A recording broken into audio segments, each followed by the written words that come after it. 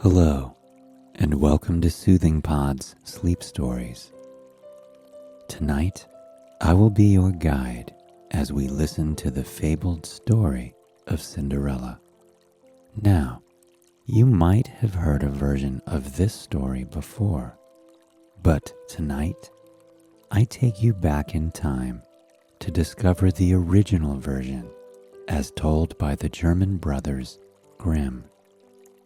Before we begin the story, let's settle in bed and make sure our breathing is deep and relaxed. Close your eyes and imagine yourself flying far, far away to a magical land of legends. Here, in this space, there is no place for cares of the day, anxieties, or worries about your work. Simply let all thoughts of the day go as you inhale, exhale, and feel the tension leaving your body. And now, if you are ready, I will begin the tale of Cinderella. Once upon a time, a man and his wife lived together with their only child. They were happy, content, and wealthy. But when the man's wife became ill, she somehow knew that it was the end of her time. And so she called her daughter to her sick bed and held her hands tightly. She said in a whisper, so that only her daughter could hear, "Dear child, I love you. Stay as wonderful and good as you are. If you do so, the Lord, our God, will always take care of you, protect you, and bless you. And I will always be looking down on you from heaven, beside you, and in your heart for always." When she had spoken these words, the woman closed her eyes, and her spirit slipped away. The girl was heartbroken. She lay fresh flowers on her mother's grave every day, and every night the tears fell down her face in torrents. After only 1 year, 1 season of winter, and 1 season of spring, the girl's father remarried. His new wife had 2 daughters of her own, whom she brought with her. Although they were pretty to look at, with fair faces and fashionable clothes, their characters were dark and their hearts ugly. The stepmother and the 2 stepsisters had only contempt for the young girl. "Why does such a stupid girl sit with us?" they would say. "She should stay where she belongs, with the animals in the stall.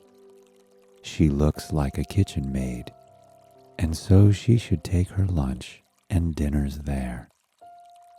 Their father, who was still in a depressive mood after the death of his first wife, seemed to not notice the treatment his only daughter was receiving. He also did not notice when they ripped her dress from her, took away all her beautiful clothes, and made her wear an ugly gray smock. Her dancing shoes, plus any beautiful jewelry the girl had, were also stolen from her by the 2 sisters and the stepmother. They were jealous of her beauty and her possessions.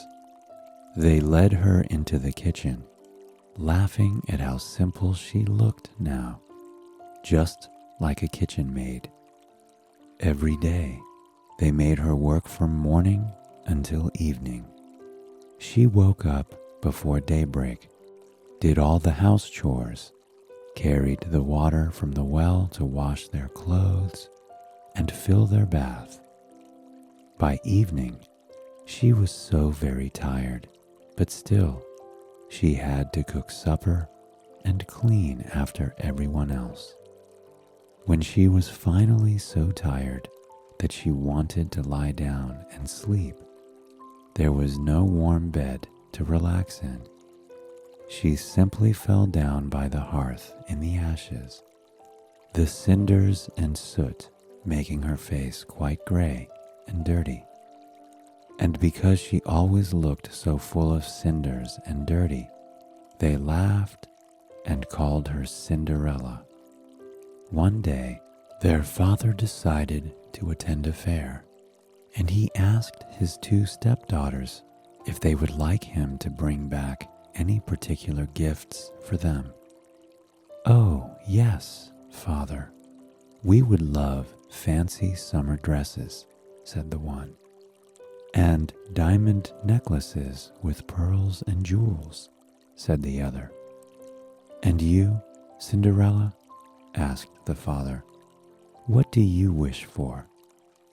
"Father," said Cinderella thoughtfully, "all I ask is that you break off for me the first twig that brushes against your hat on your way home from the fair."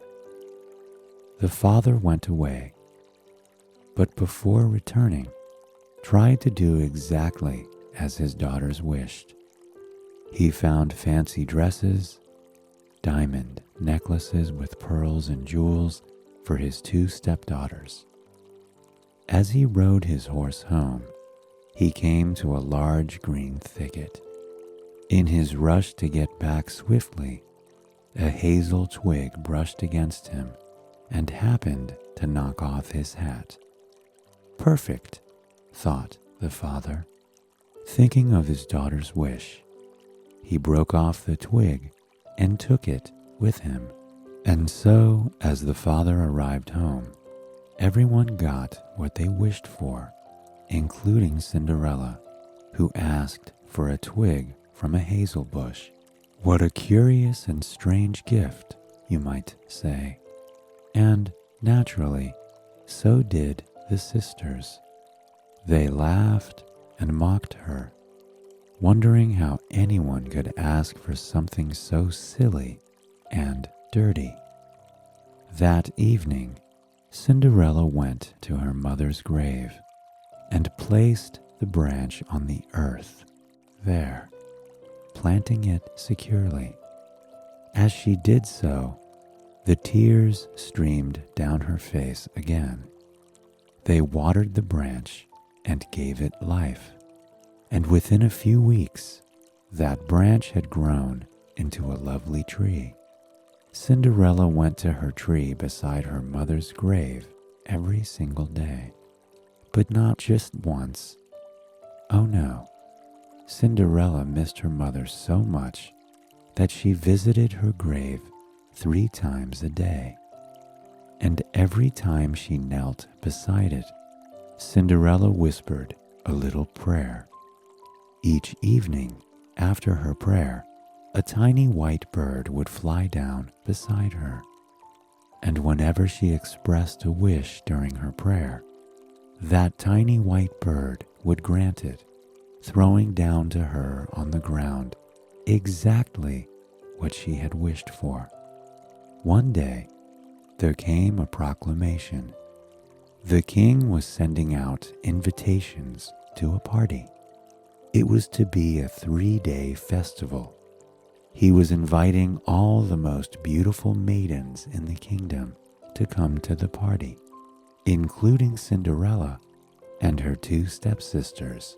Now, the real reason that the king was throwing a party was to find a wife for his son.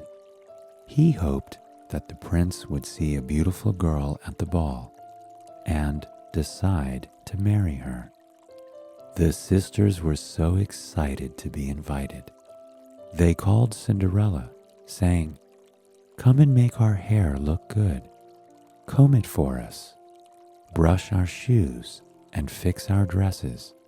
We must be the most beautiful girls in the castle." Cinderella did as they commanded, but cried a little as she obeyed. She wept only because her name was also on the invitation, but she knew her stepmother would never allow her to go. When she tried to ask her stepmother, the reply she got was, "Ha, what a joke, Cinderella. You look so dirty, covered with soot and cinders. Nobody would want you at the party. And how would you dance? You don't have pretty clothes or shoes." They gave Cinderella a list of chores to accomplish and told her that only if she finished all her work, she could attend the party.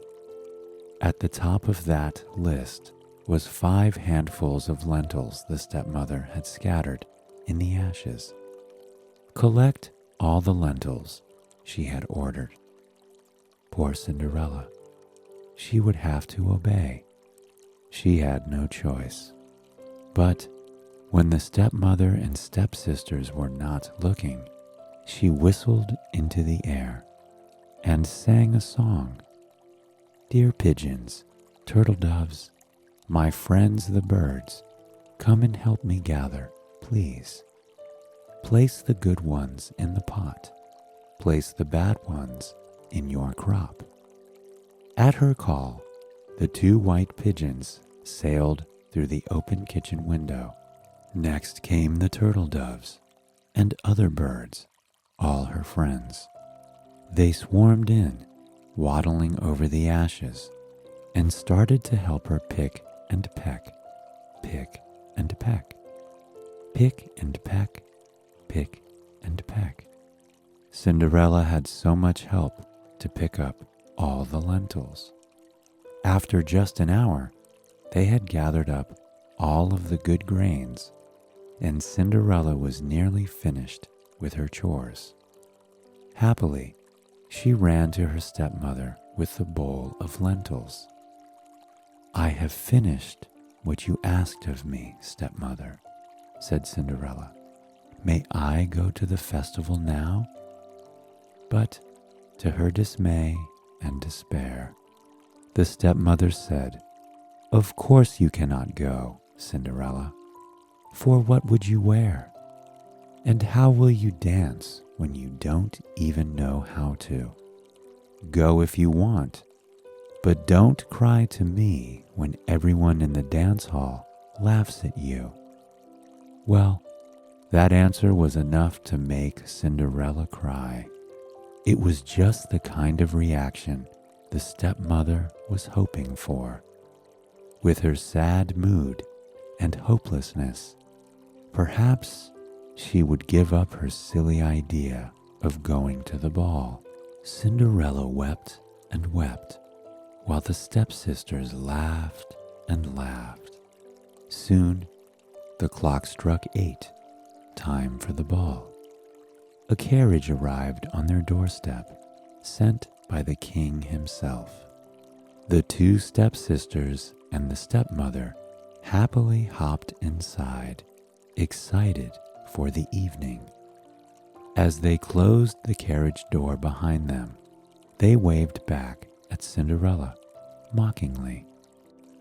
"Enjoy your homestay," they called out, "and learn how to dance while you're at it." Then they giggled all the way down the road and up the alley towards the castle. Poor Cinderella. She felt so all alone. That is, until she remembered her mother's grave beneath the growing hazelnut tree. Pulling her senses together, she ran towards it and called out, "Dance a dance, O hazel tree, let gold and silver rain on me." At her words, the little bird fluttered out of the tree and threw a golden dress on her shoulders. Next, the little bird threw down silver slippers decorated with silk embroidery. Thankfully, Cinderella reached up and slipped herself inside the beautiful golden dress. She slid her feet into the silver slippers and then began to comb the gray ash out of her hair. It took her quite some time to wash her face, clean up, and fix her hair so that it sat in a braided crown on her head. She dusted her cheeks with rosy blush, sprinkled soft, glittery shadow on her eyelids, and painted her lips in a glossy mauve color. All set, Cinderella made her way down the hill, holding a lantern high above her head to light the way. Soon, she could see the lights of the great castle in the distance. It sat on a hill overlooking the sea. From the water, there were lights of ships sailing by, and she thought she saw the burst of fireworks, signaling the start of the party. When the music began to ring louder in her ears, Cinderella hurried her steps a little. She did not want to be much later to the ball. Inside the great hall, there were decorations and diamonds, such as she had never seen before. It was all just as wonderful as Cinderella had imagined. A live orchestra playing soft yet charming music. Ladies in colorful ball gowns, their partners holding their hands, and all stepping in time to the music. Several tables lined the main hall, and they were decked with candles and an assortment of cakes. Cupcakes, cheesecakes, and strawberry cakes. Cinderella began to get hungry, but she was more eager to dance than anything else. So she flitted over to the great dance hall and carefully stepped onto the glossy, shiny floors. Many couples were already dancing along to music, and Cinderella felt a little out of place. But just as she entered and was about to find some corner to hide herself, a strong hand touched hers. Then she heard the voice. It was warm, kind, and inviting. "Would you like to dance?"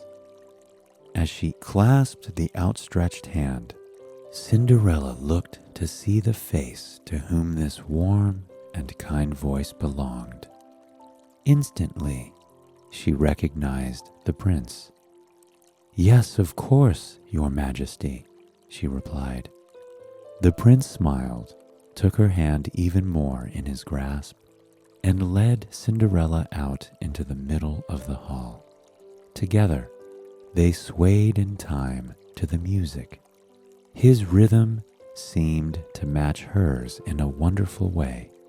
Cinderella could not believe how comfortable she was, dancing in the arms of a stranger. She danced with the prince for hours and hours. When she decided it was time to go home, Cinderella told the prince that she would have to leave. "Let me escort you," he pleaded. She protested and said that she could manage on her own. When the stepsisters and stepmother arrived, they found Cinderella lying in the ashes, as they had expected. The cinders had stained her already gray clothes. A little lamp burned and created some warmth, but otherwise it was a cold and sad-looking place that Cinderella lay. What they did not see was that, upon returning home, Cinderella had laid out her beautiful ball gown underneath the hazel tree upon her mother's grave, and the little bird had swooped down and gathered up the secret. Then Cinderella had returned to the ashes and the dirty kitchen floor. On the second day of the festival, the parents and stepsisters went up to the castle, leaving Cinderella behind, just like the night before. And when they had gone, Cinderella went to the hazel tree and said, "Dance a dance, O hazel tree, let gold and silver rain on me." This time, an even more wonderful, dazzling dress than the night before appeared. It was inlaid with paintings and encrusted with jewels around the hem. When she arrived at the castle with this new dress, those who looked at her were even more amazed. But it was the prince who was mesmerized. Again, he took her hand in his and led her to the dance floor. In the late evening, Cinderella again told the prince that she would have to leave him and journey home. She did the same as the night before, laying her second dress underneath the hazel tree. And again, when her stepsisters, stepmother, and father came home, they found her on the floor of the dirty kitchen, her cheeks and hair smothered with soot and ashes. On the third day of the festival, when her parents and sisters had gone ahead to the castle to party, Cinderella went again to the tree. She knelt down by her mother's grave, kissed the air above it, and said to the tree, "Dance a dance, O hazel tree, let gold and silver rain on me." Once again, the bird threw down a beautiful dress. It was 10 times more magnificent than before, and together with it was a pair of slippers made of pure gold. For a third time in a row, Cinderella showed up at the great dance hall of the castle and astonished all who looked upon her. Again, the prince enjoyed his dance with her, lost track of time dancing, and danced with nobody else the entire night.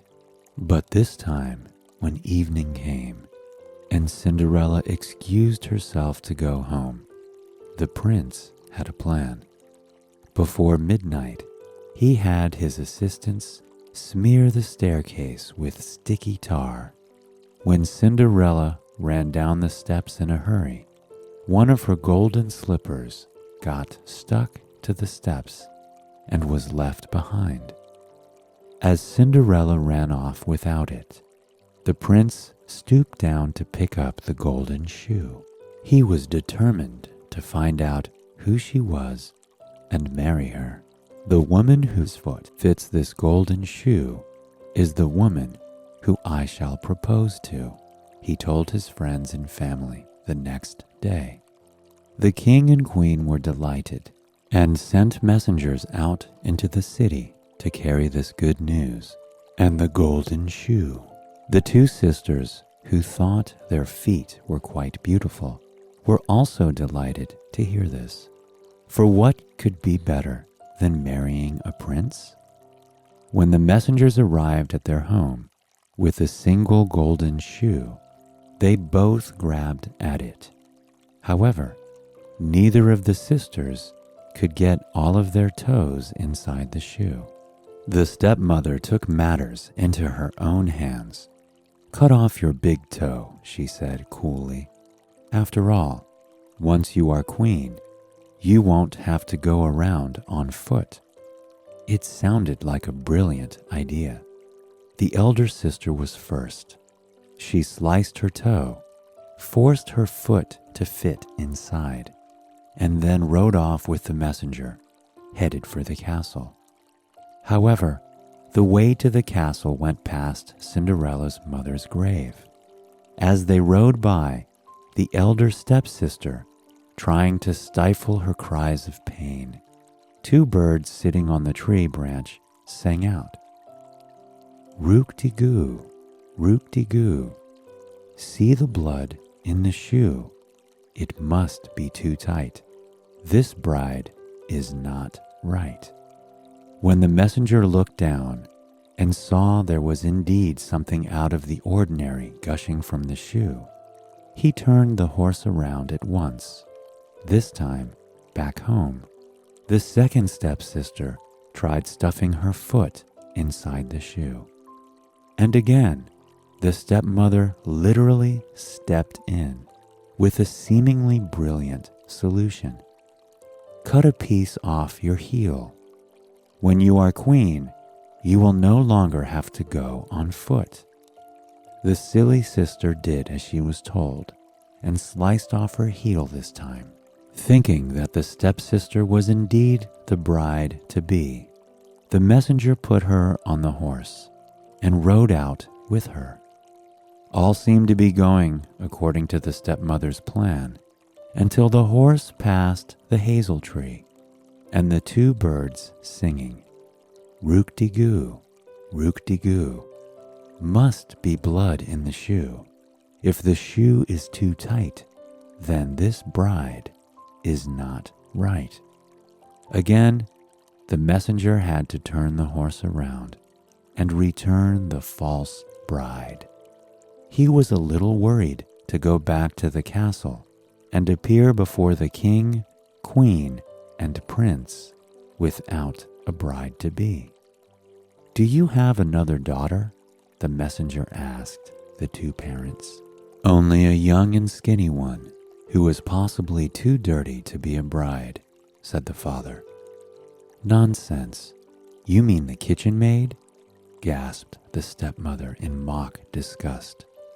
Before the messenger could answer, the door flew open.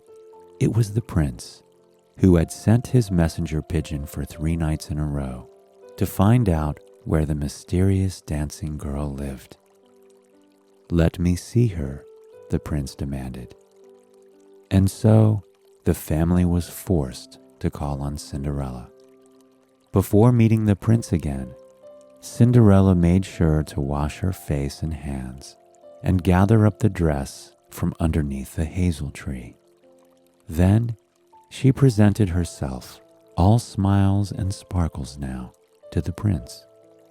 He guided her on a stool to sit and produced the shoe, which, of course, slipped easily onto her foot. "It's a perfect fit," the prince said with a smile. "You are my true bride." The stepmother and 2 sisters gasped in anger. They protested, shouting and swearing that there had been a mistake. The prince ordered them to be silent as he carried Cinderella away on his horse towards their new home, the castle on the hill. As the happy couple rode off into the sunset, they passed the mother's grave and the hazel tree shading it, and the 2 birds who sat on its branches were still singing, but this time they said, "Rook-de-goo, rook-de-goo, no blood's in the shoe.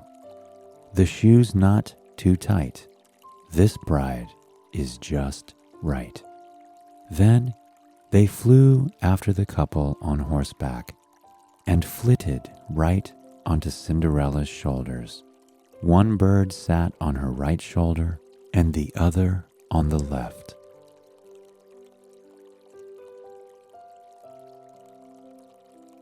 Hello, welcome to Soothing Pod Sleep Stories.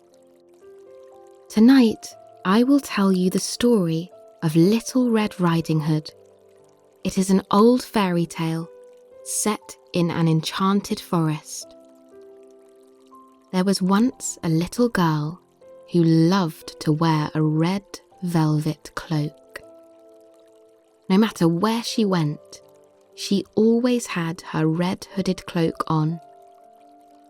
It was because of this cloak that people came to know this girl as Little Red Riding Hood. Little Red Riding Hood's cloak was a gift from her grandmother, whom she loved dearly. Little Red Riding Hood lived with her mother in a small cottage in the village. One day, Little Red's mother asked her to take a basket of bread and a bottle of wine to her grandmother, who lived in a cabin in the woods. "Little Red Riding Hood, take these to your grandmother," said her mother, who handed her the basket of bread and the bottle of wine. "Your grandmother is sick, and these will make her feel better," her mother continued, as she put on Little Red Riding Hood's velvet red cloak. "You must make haste and leave before sunrise. Make sure that you don't talk to strangers on the way through the woods, and don't stray from the path leading to your grandmother's cottage." Little Red Riding Hood nodded. "You can count on me, Mother. I'll make sure these will reach my grandmother, and I'll be back home just in time for supper." Little Red Riding Hood set out early in the morning, before the rooster could crow, and way before the sun's rays could peek through the sky. With her red hooded cloak, and a basket of bread and a bottle of wine in tow, she merrily made her way into the woods. As she entered the forest, she remembered her mother's words and stayed on the path to her grandmother's cottage. Now, Little Red Riding Hood had been on this path many times before, and although the forest was dark, she had no fear of getting lost. She knew this forest like she knew the back of her hand. Little Red Riding Hood was halfway through the forest when she encountered the slyest creature in the woods, the wolf.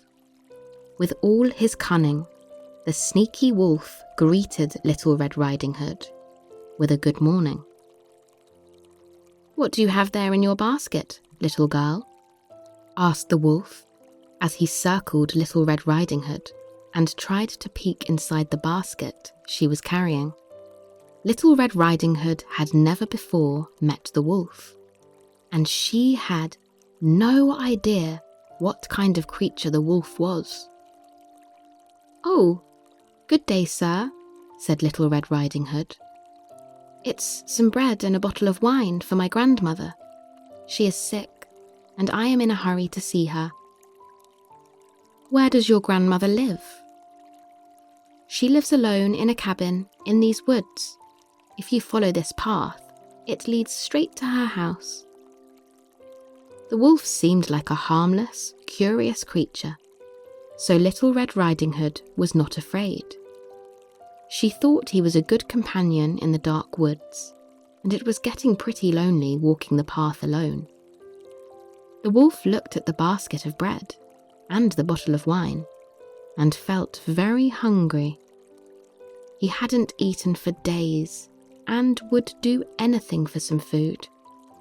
Some bread and some wine would be okay to fill his tummy for now, but he was thinking about what a fine meal Little Red Riding Hood would make. "Oh, I see," said the wolf. "Why don't you take your time and look around the forest? See how much fun it is in this forest before you go to your grandmother's. I'm sure she wouldn't mind." "Oh, but I must hurry. I promised Mother to be back before supper," replied Little Red Riding Hood. "See those flowers?" said the wolf, pointing to a bed of roses in full bloom.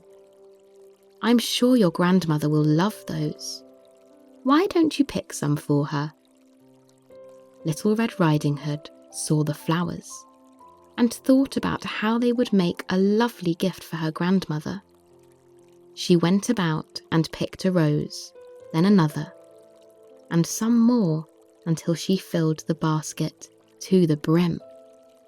She did not notice that as she picked the flowers, she was wandering further and further away from the path to her grandmother's house. And while Little Red Riding Hood went about picking flowers for her grandmother, the big bad wolf made his way to the grandmother's cottage. As soon as he reached the cabin, he knocked on the door 3 times. Knock, knock, knock. "Who is it?" called out the grandmother from the bedroom. "It's me, Little Red Riding Hood. Please open the door. I've brought you some bread and some wine, Grandmother," said the wolf, trying to sound like Little Red Riding Hood. "Oh, please come in, child. I am sick and cannot get up. Just help yourself in." The wolf came storming in and pounced upon the grandmother. Because she was old and weak to fight back, the grandmother was snatched up from her bed by the wolf, and he hid her in the closet. He put on her clothes as he crawled back into her bed and waited for Little Red Riding Hood. His tummy was rumbling now as he waited for Little Red Riding Hood to come through the door. It was almost sunrise when Little Red Riding Hood noticed that she had strayed far from the path to her grandmother's cottage. Pleased with the flowers she had collected, she made her way back to the trail and continued her journey towards her grandmother's cottage. "Oh, Grandmother surely will be pleased," she said to herself, and she hurried to her grandmother's house. When she arrived at her grandmother's cottage, she was surprised to find the door unlatched and wide open. Slowly, she went inside the house and made her way to her grandmother's room. "Hello, Grandmother. It's me, Little Red Riding Hood," she called out from the entrance. There was no reply. Little Red Riding Hood entered the house and found her grandmother on the bed with her nightcap drawn down, covering her face. Little Red Riding Hood did not know that this was the wolf in her grandmother's clothes. Relieved to find that her grandmother was okay, she approached the bed. But something told Little Red Riding Hood that something was definitely wrong. "Oh, Grandmother, what big ears you have!" exclaimed Little Red Riding Hood as she came closer. "The better to hear you with, my child," replied the wolf, trying to sound like the grandmother. "And what big eyes you have!" "The better to see you with, my child." "And what big hands you have!" "The better to hug you with, my child." The wolf laid out his giant paws to hug Little Red Riding Hood. "And what big, horrible teeth you have," said Little Red Riding Hood as she stared at the wolf's sharp fangs. "The better to eat you with," the wolf exclaimed as he reached out of bed towards Little Red Riding Hood.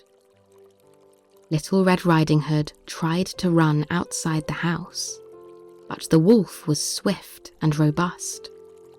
The wolf caught up with Little Red Riding Hood, and he grabbed her by the cloak.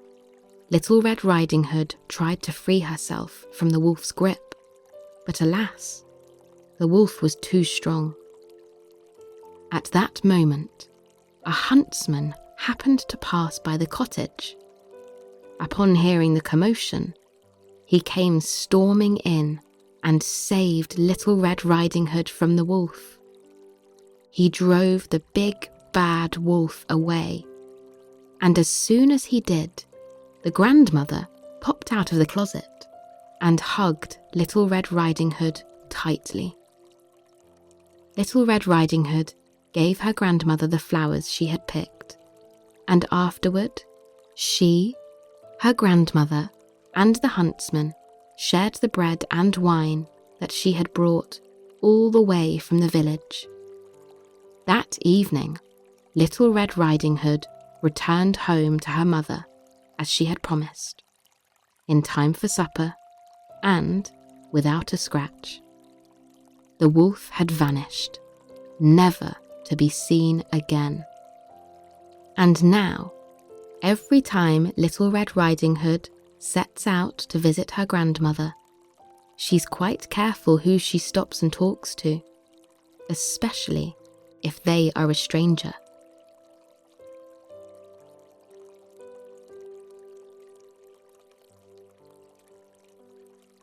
Welcome to Soothing Pod's sleep story. The day is done and you deserve to rest. Listen quietly to the story of a kind-hearted princess, a conniving maid, and how the truth was once hidden in a meadow full of geese. Long ago, a good-hearted queen lost her husband. Without the king, she had only her daughter to love and cherish. The princess was given every consideration while she grieved, and as she grew up, the tireless care continued. She had a warm, bright fire whenever she desired. Her dresses were newly sewn and meticulously embellished with priceless stones. And when she rode, the princess's mount was a beautiful white horse, so regal and fleet, it was rumoured to be a gift from the clouds. So the benevolent queen tried to balance out the loss of her husband and make certain happy years would still come to pass. The princess grew up buoyant and joyful, and there was only one counterweight to her high spirits. A lady's maid, so sullen and bitter, she could curdle milk from across the room. The maid's fingers were constantly smudged with soot, but none as black as the complaints she counted on them every minute of the day. She picked apart the seamstress's work with her needle-sharp critiques, and she always threatened to lash the poor stable boys whenever she thought she was given an old nag to ride. The maid spent all her energy resenting her young mistress, and she often hissed to herself how any fool could curtsy and nod all day. The maid even presumed to listen in at the doorway as the princess read aloud to the kind queen. She would overhear tales from neighbouring kingdoms, heroic news from faraway wars, and new ideas from the world's great cities. But nothing moved the maid from her jealousy. She was stuck in her own corrosive thoughts when the princess received an important letter.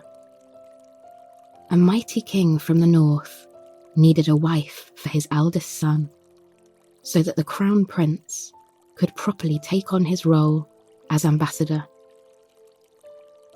The king praised stories of the princess, most especially her poise and diplomacy, and he called upon an ancient partnership with her father in order to make the marriage complete. The princess nodded her assent and curtsied deeply to her mother. She then left the great hall to digest the news of her impending wedding alone, only to be hounded by her maid up the stairs. The maid muttered about the cold weather up north and whined about its future effects. The bitter woman then sought to trip up her graceful mistress with bad assumptions about her new home and dire predictions for the long journey. She scowled at how the princess managed to keep her head held high, and then the horrid maid hissed under her breath about how princesses were nothing but shiny baubles to be worn by insipid men. Such words brought worried tears to the princess's eyes, but she, who had all the riches in the world, did not have the luxury to cry about her engagement. The princess understood it was her duty to leave her home and dear mother, take up her life amongst strangers, and serve them as best she could. It was the queen alone who cried, and she shed nothing but unselfish tears for her beloved daughter. The queen caught them in her favourite handkerchief and whispered a charm into the silk. "Let my child be always as safe as she was in my arms." Then the queen folded into the handkerchief all the love and faith of her heart, and she sealed the magic with a kiss. This special gift was given to the princess upon her departure, and the good-hearted queen reminded her to keep the handkerchief with her always. The maid overheard the talk of protection charms and magic, but it only twisted her thoughts to harm. She mounted her old nag and followed her mistress with treacherous looks. They were not far into the journey when the maid openly scoffed at the princess's bright outlook. The princess pointed out vivid blue jays amongst the trees, but her maid dismissed them as dusty sparrows. On a high crest, the princess remarked how the trail ahead looked like a ribbon across the hills. The maid misheard her on purpose and pretended the princess had no more need for the ribbons that bedecked her cloak. She plucked at them so greedily that she almost unhorsed the princess before her hand brushed the silken handkerchief. The maid snatched back her hand as if it had been burned, and she claimed their journey cursed. She refused to raise her eyes and acknowledge their beautiful surroundings for the rest of the ride.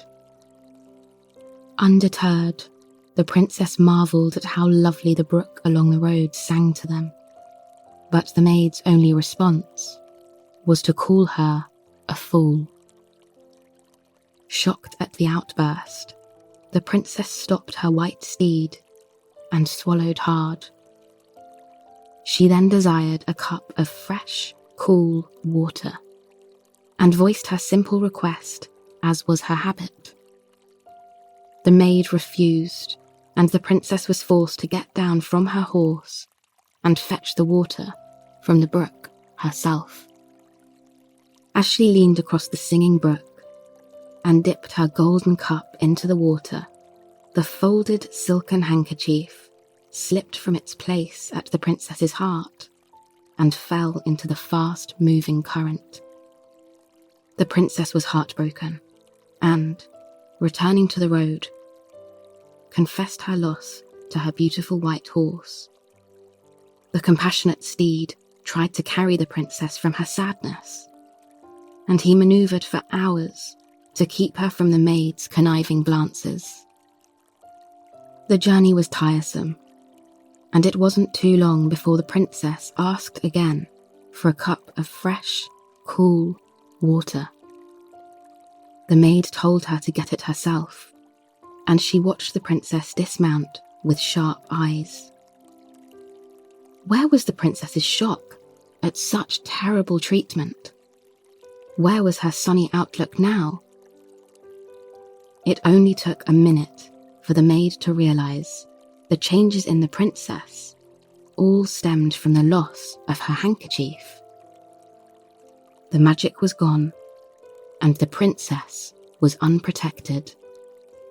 The maid immediately demanded they switch places, and she stripped the princess of every fine article of clothing. She claimed with a sneer that no one would ever know the difference. Then she turned her back on her old nag and reached for the white steed's reins. The princess's horse bared his teeth at the maid's coarse manners and rough hands. He refused to be ridden by her, and as soon as the princess was safe on his back, the white horse galloped wildly ahead. If they could outrun the maid, then perhaps someone would believe his mistress, despite her unwanted disguise. The horse knew, surely, the princess's goodness would shine through no matter what she was wearing. He careened across the fields and into the next kingdom, with the princess clinging to his neck. And the white horse did not stop until a noble rider, on a red steed, raced up to save her. The prince grabbed his harness and pulled the white horse to a stop, catching the distraught maiden before she fell. But it was too late. The princess saw his handsome face and knew her heart was lost along with all her hope. Before she could speak, her maid screamed from the top of the hill how she'd been wronged by her servant and robbed of her fine mount. The maid kept screaming her full story, as long as it took her sway-backed old nag to catch up to the couple on the road. The princess was too polite to interrupt, and too smart to expect the truth to be heard underneath her maid's unceasing tirade. And the prince was left to blunder through the meeting by himself.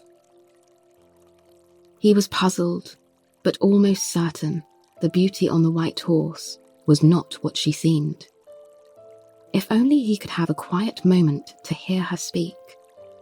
But the maid's loud assertions would not allow it, and the prince was forced to act on appearances only. The maid dismounted, adjusted her stolen finery, and slipped her arm into the crook of the prince's elbow. She gave him her sweetest smile as she scolded the white horse for being headstrong and good for nothing but glue. The princess almost cried out the truth in defense of her beautiful horse, but the maid's narrow glance told her the threat would be real if she did not keep quiet. To save her horse's life, the princess would have to work as a maid, or worse, as the impostor insisted. The prince did not know what to think about the white horse, but he was certain the young beauty was not suited to scullery work, and he suggested she go to the meadow to help tend the geese. With a heavy heart, she curtsied low and then watched as the prince walked away with her grasping maid hanging on his arm. The princess felt her heart squeeze for the poor man as she realised the supportive ally he had hoped for would never be found. The maid's greed and coarseness came out with every word she said, and it was certain her petty judgments would start a war before the year's end. The prince would suffer for her maid's deceit, and the banished princess wondered how she could help him from afar. If only he could come and tend the geese with her. The princess found such joy in her work that she wished she could share it. Unfortunately, the man she assisted was lazy, grubby, and aptly named Kurt. He saw less good in the world than the princess's lying maid, and spent every moment bestowing great importance on cheap amusements. Kurt preferred pockmarked dice to the blue sky, and a handful of jingling change to a healthy flock of geese. But under the princess's gentle hand, the goslings flourished, and the meadow was full of their happy honks. She delighted in the fuzzy-downed dawdlers, and they listened raptly to her soft-spoken voice. It was the geese that made her smile, even as the princess wore blisters on her hands. They cackled together at Kurt's laziness, and strolled with the princess as she shadowed the formal gardens of the castle. From behind the tall hedges, she spied on the handsome prince. She admired his manners as he greeted countless visitors to the kingdom. She saw how he forced a cheerful smile when he introduced his fiancée, the impostor. The maid was dressed in the finest clothes, and yet her curtsy was clumsy, and her boredom was obvious. The real princess cringed behind the cypress bushes as her maid complained to the poor, confused prince. Luckily, the geese, eager to make their lovely caretaker smile, drowned out the impostor's insults, with their loud honking before she caused a diplomatic disaster.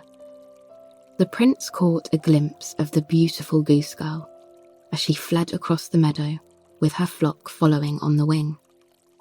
He wondered at her grace and simply wished he could chase her himself across the soft green grass and stop for a moment's peace near the clear pond.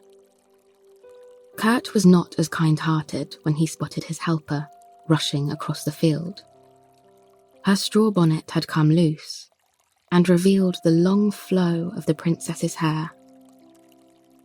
It shone in the sun and lay so thick and generous that Kurt decided he should steal some. Silken thread like that would fetch a great price in the village and make him enough to gamble late into the night. If only he could get the gaggle of protective geese away from the girl. The greedy man followed the princess all that afternoon and finally found his opportunity after she had safely latched the geese in their cosy shed. From there, she walked along the high stone wall that led to the servants' quarters. Kurt crept up behind the princess and raised a rough pair of shears. She saw his shadow reaching for her across the stone wall and immediately prayed for help. But who was to come? The western wind, fond of the princess for her soft singing voice and her daily words of gratitude, swept along the path and ripped Kurt's hat from his head. The greedy man was forced to drop the shears and chase his hat along until it landed in a murky puddle. Squeezing out his muddy hat, Kurt turned to catch up with the goose girl and stopped cold in his tracks. She hadn't gone through the arched servants' entrance, but stood instead at the edge of the dark woods, where a stunning white horse had appeared. The princess was safe from Kurt, his rusty shears now in her pocket, though she still felt alone and unprotected, far from her loving mother. So, it was a great comfort when her white horse emerged from the shadows and came to speak with her. Her horse warned the princess of Kurt's continuing ill intentions and assured her soon the truth would be known. Her goodness was shining through, no matter her station, and the princess would soon be recognized for herself. Kurt watched, still covetous of her silken hair, and was shocked to hear her conversation with the startling white horse. For such a regal creature to appear out of nowhere and speak to her, Kurt was sure she must be a witch. He went directly to the king to confess all he had seen. The king twisted his mustache and tried to listen to Kurt's complaints, but his mind was on other difficulties. His son's betrothed was a huge disappointment, and her blundering had just cost his kingdom a fertile trade route. He almost dismissed Kurt's strange story about the talking horse, but sat forward when the surly man mentioned how the wind had come to the goose girl's rescue.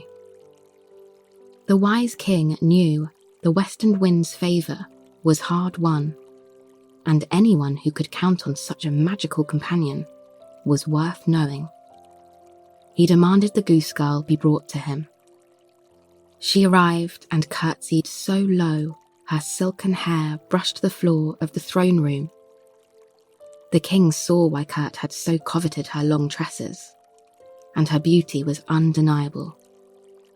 But it was her tears of concern that caught the king's attention.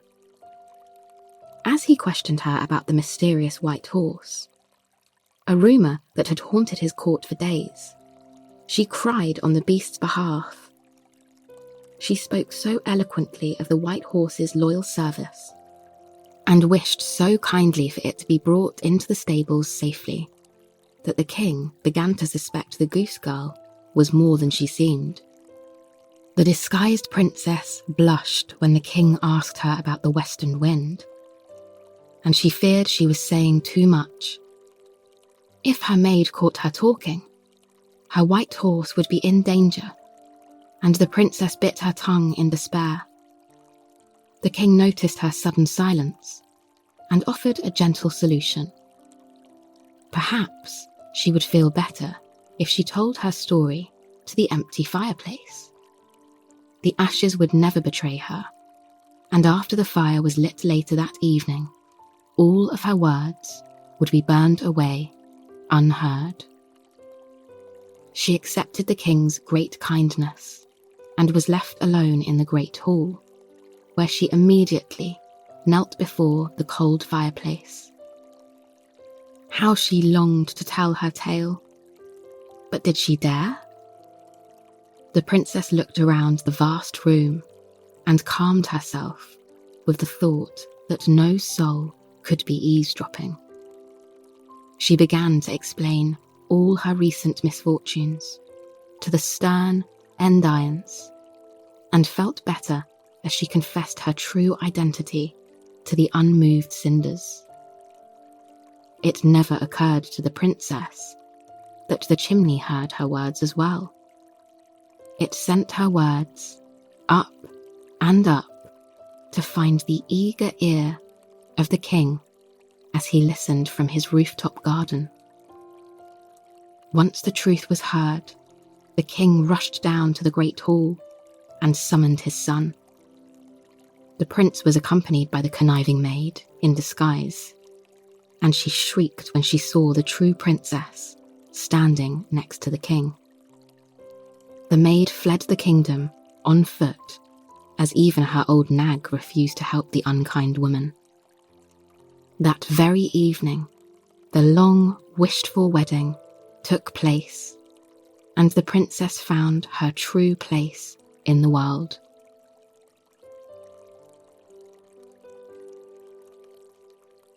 Hello, and welcome to Soothing Pod. I am Chris, and today I would like you to be my fellow traveller on our shared journey to faraway lands and times. Tonight, I will be your guide to a trip back in time, to the city of Hameln in Lower Saxony, Germany. Our story takes place along the quiet Weser River in the year 1284. Back then, Lower Saxony, or what Germans today call Sachsen, already had splendid architecture, glistening Romanesque cathedrals, large monasteries, and enchanting castles. Yes, even though getting around was slower back in the Middle Ages, still, people tried to travel, journeying on foot through the deep countryside, or on horseback through the forested regions. Along the rivers, they may have travelled on rafts, and wherever there were travellers, there were stories to be told. These stories were passed down in lyrical melodies, in poems, or in tales told to adults and children alike. When the people wanted to record the stories, they engraved letters on stone. Whether poor people, scholarly folk, or devout monks, they tried to pass on those stories and legends of urban life. And while not all of the original details remained when told by word of mouth, storytelling became a part of local traditions, and those fascinating tales a part of Saxony's history. One such legend was that of a very mysterious man. He was tall and lanky, with a bright feather in his hat. He also wore a coat of many colours, sewn of curious cloth and intricate designs. His coloured pants were also quite comical, but, as you know, in those days men wore them skin tight to keep out the cold and to keep up with the current fashion. Although, if you were to see this strange man, you would have supposed he had absolutely no sense of fashion at all. Now, it just so happened that the mysterious man appeared at a time when the people of Hameln were experiencing a terrible plague. From every crack and crevice, every corner and nook, scrambling out of every tree, bush, or tall grass, there crawled horrible rats. And across all the cobblestone roads they ran, over every rock and gutter, and into the houses and windows, into the kitchens and bedrooms, into the cupboards and cooking pots, into the children's beds and bathtubs. The rats ran around and around, bringing so much terror and confusion to every house and every street and every family. And no matter what the people did to get rid of the rats, they would not leave. And that was when the mysterious man showed up. He claimed to be a rat catcher, a very big claim, or so the villagers thought. "I can rid this town of the plague of rats. For a price, of course," the man told the people.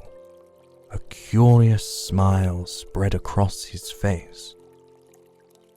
Intrigued by this man, who made such a claim, the people brought him to see the town mayor. The mayor, desperate to win back his people's favour and get rid of those terrible creatures, listened to the tall man.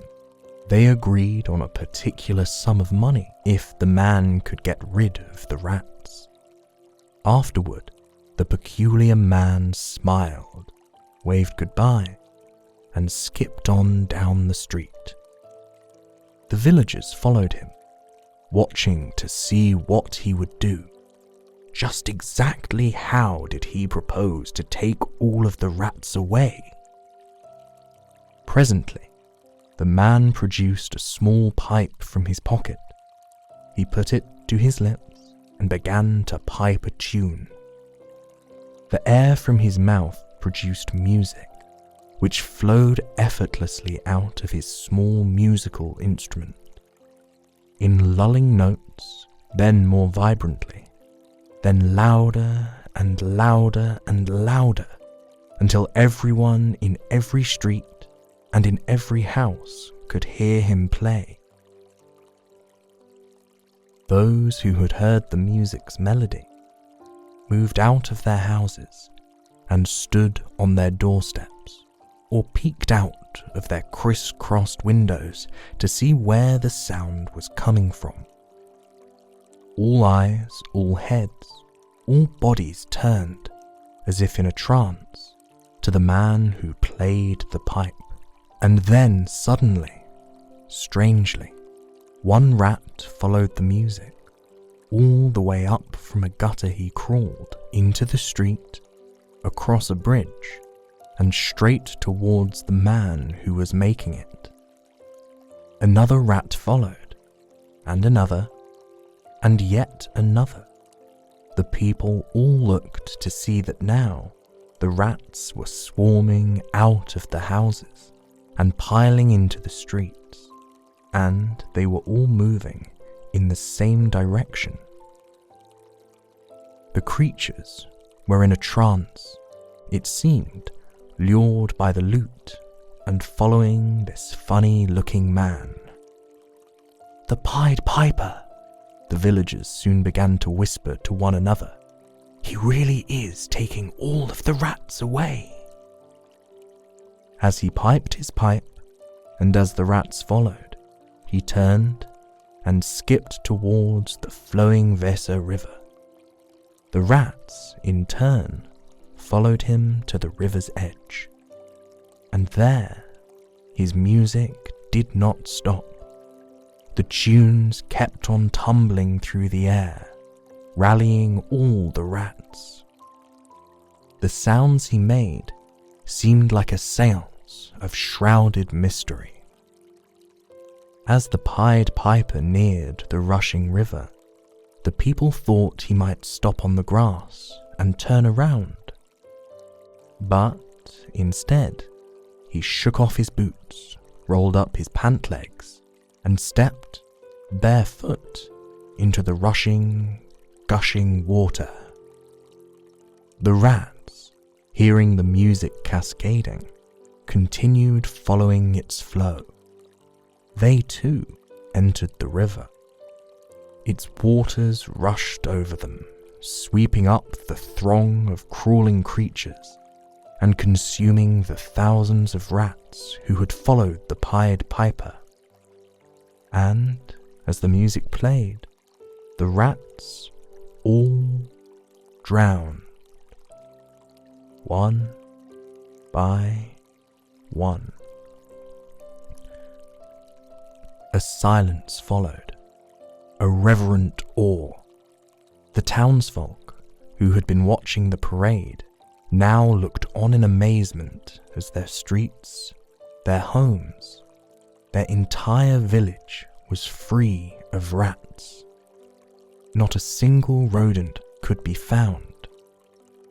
The curious man then proceeded to return to the town hall to speak with the mayor. He had been promised payment for his services, and now it was time to pay the piper. But, of course, now that the townfolk had been freed of their plague, they had no need for the Pied Piper. They regretted the deal they had made to pay him the money. The mayor, in council with his closest aides, made excuse after excuse, outlining all of the reasons why they should not have to pay the promised fee. For all of their talking and explanation, the Pied Piper would listen no longer. Just as quietly as he appeared, he went solemnly away. A few folk saw him walk in silence over a little hill and into the dark forest, and when he disappeared, they quite forgot about him. As time passed, they didn't remember their lives with rats. They didn't care about it, that now they could go on, business as usual. In fact, it didn't even seem that anyone had any regrets about not paying the piper his due. The days passed, the weeks, the months, and still the people forgot. And so it came to pass, one fateful night, on June 26th to be exact, at 7 o'clock in the morning, when the summer light had already begun to shine, when the children on their way to school were already dressed and headed for their daily routine, when nobody ever suspected what would happen next, that a tall, slender man appeared on the streets in colourful, bright stockings, a plume-feathered hat, but no smile on his face, no song on his lips. The man began to play his pipe. The wind began to moan. The sun hid a little at the first eerie tune, and then the next notes were played. The music was deep and soulful and strange. And as the wind continued moaning and the sun kept hiding, a swarm of little creatures began to follow the wistful sounds. Only these weren't mice or pesky things. These were human creatures, the children of Hameln. A large number of boys and girls from the 4th year of school and older, all including the mayor's daughter, began to move in tune and in time to the music, following the sounds, going where it beckoned. At first, none of the adults noticed. The children always played and sang and danced in the streets. No one noticed that there was a great gathering and a throng and a united moving of little feet on the cobblestones and in the shadowed alleyways. Only one lone babysitter, who was supposed to watch a pair of children, noticed. She had heard the music and had seen the children run outside, and she realized that this great commotion was caused by the same curious man who had played his pipe many moons before. Alarmed, she tried to follow the children who were under her watch. She stayed half a block away, while the parade of little people trailing behind the piper grew larger and larger. When the throng of children came to the town gates, they did not stop, and neither did the music. It kept playing, and the piper continued leading. He led them through the city gates, past the arched exit, down the hill, and towards the Weser Mountains. 132 children kept on walking, following the mysterious music, as if in a trance. They grew smaller and smaller as they wandered farther and farther away from Hameln. The babysitter, who had seen it all, ran back to alert the townspeople. They gathered to find out where the children had gone and why the streets were now so quiet. The babysitter motioned towards the mountains, and as the townsfolk ran towards the gates, they found only one blind child and another mute one who had lagged behind the others. The townsfolk looked grimly towards the mountains. They were far and cold and destitute. There were caves and boulders one dared not climb, and all 132 children were gone forever. To this day, nobody knows what became of the children, and nobody knows who the Pied Piper really was. Although more than 7 centuries have passed, and the story seems to have no happy ending, it is one that will forever fascinate people all around the world. In Hameln, the mystery and magic is still alive. Storytellers still enchant crowds on the streets. Travelers still come from near and far, from every corner of the globe, to gaze on the town that told this tale. Some say it was the Black Plague. Others claim a children's crusade that ended up in Transylvania. Still others argue it was simply a tall tale made up to explain the migration of Germans to other lands nearby. Some folks blame the villagers for not keeping the promise, and others seek to slander the Pied Piper who took away a city's future. And still others reckon perhaps the children were destined for a better future, and the Pied Piper was a guide to show the way. The mountains where the children disappeared is today known as Poppenberg. 2 stone monuments in cross-shaped forms are erected in memory of the lost children. A brand new gate was built in place of the old one where they were last seen.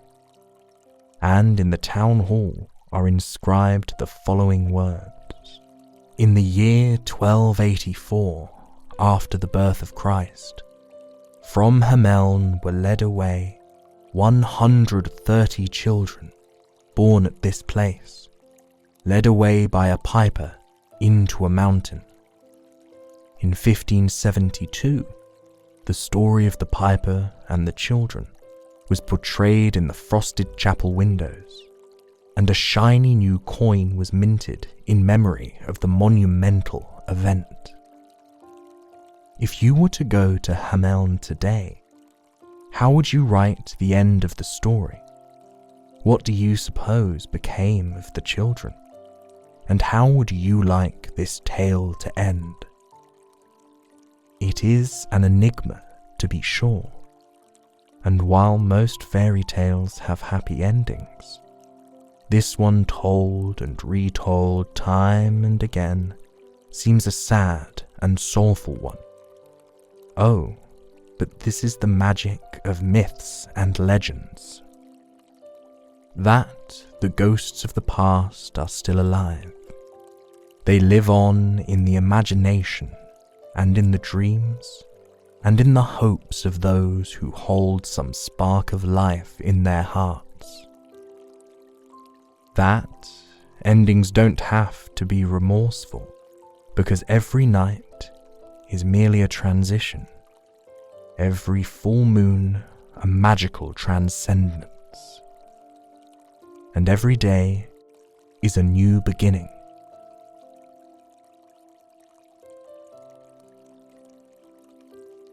Hi there, welcome to Soothing Pod Sleep Stories.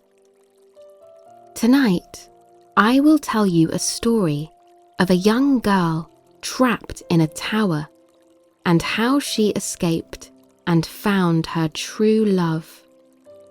Once upon a time, there lived a man and a woman who longed to have a child to call their own.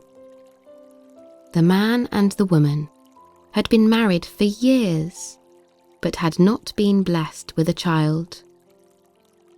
One day, they found out that their deepest wish to have a child had been granted.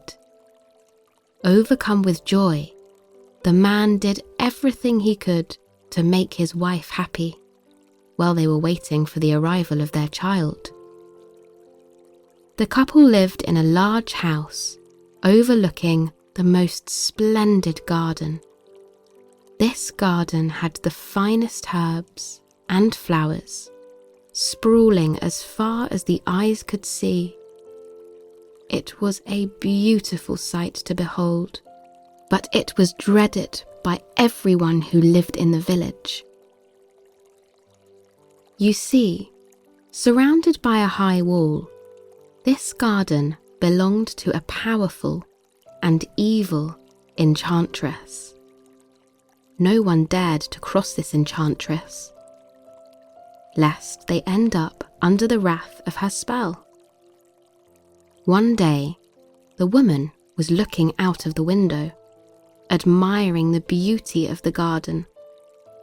It was colourful and lush, filled with all kinds of herbs and plants you could imagine. She grew especially fond of the Rapunzel plant patch. The plants looked so fresh and so green that she longed for even a small bite out of the succulent plant. With every day that passed, the longing for the Rapunzel plant became stronger until the woman refused to eat anything else anymore. She cried, knowing that she could not have it.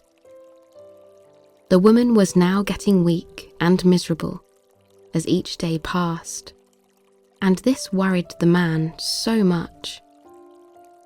"What is the matter, dear wife?" asked the husband.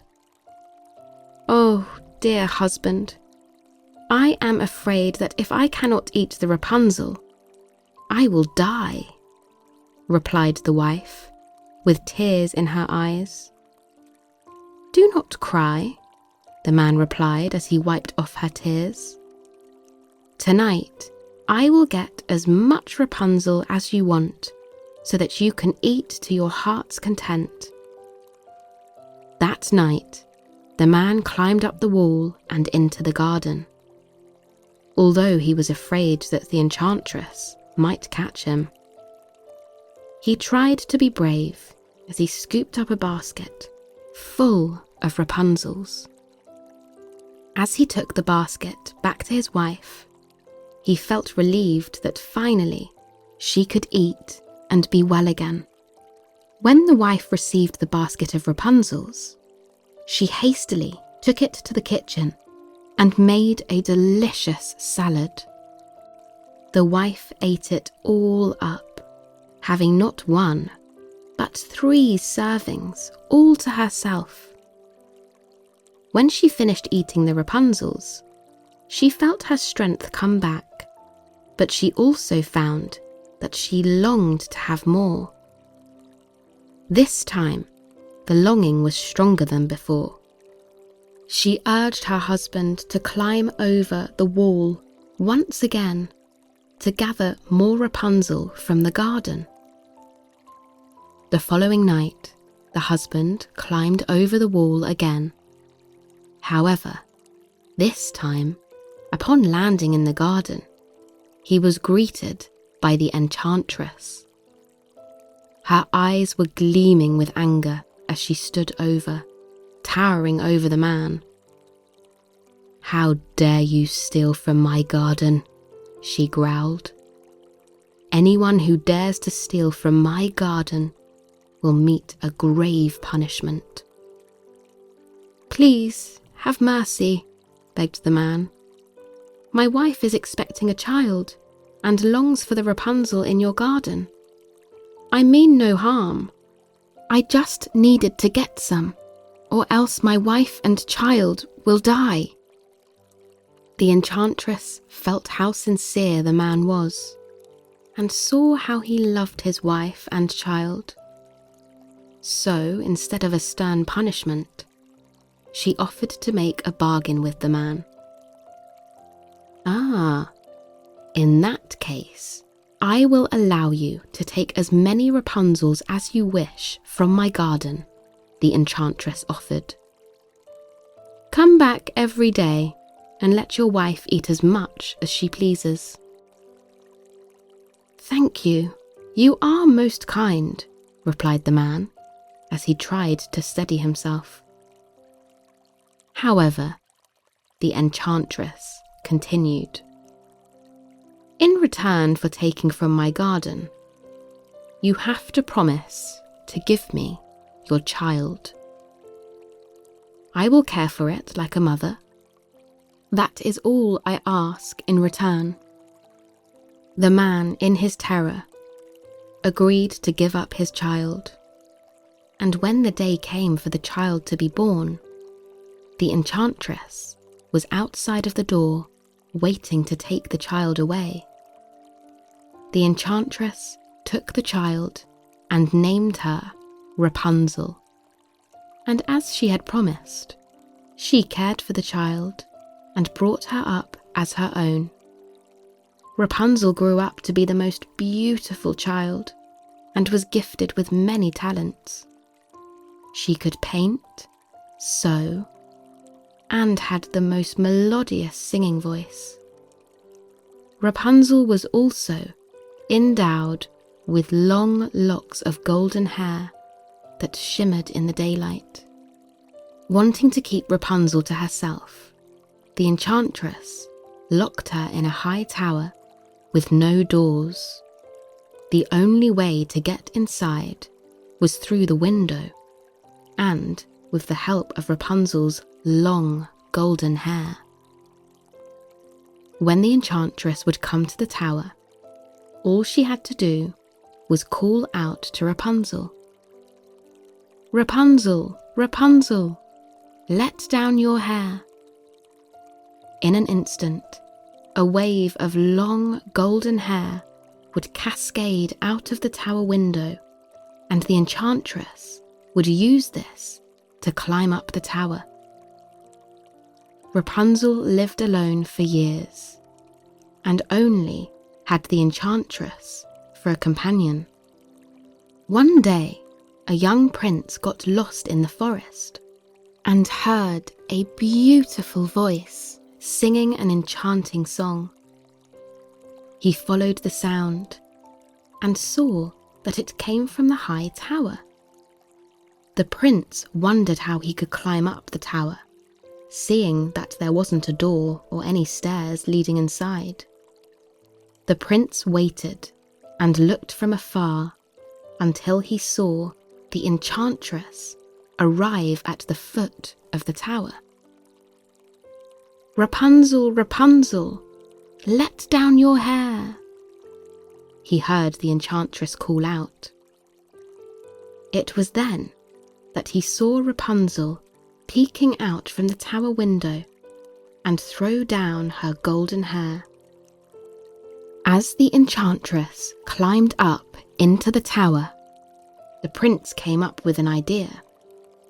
"I will come back tomorrow, and if I am lucky, I might be able to see the girl whose voice sounds like that of an angel's," said the prince as he rode back into his kingdom.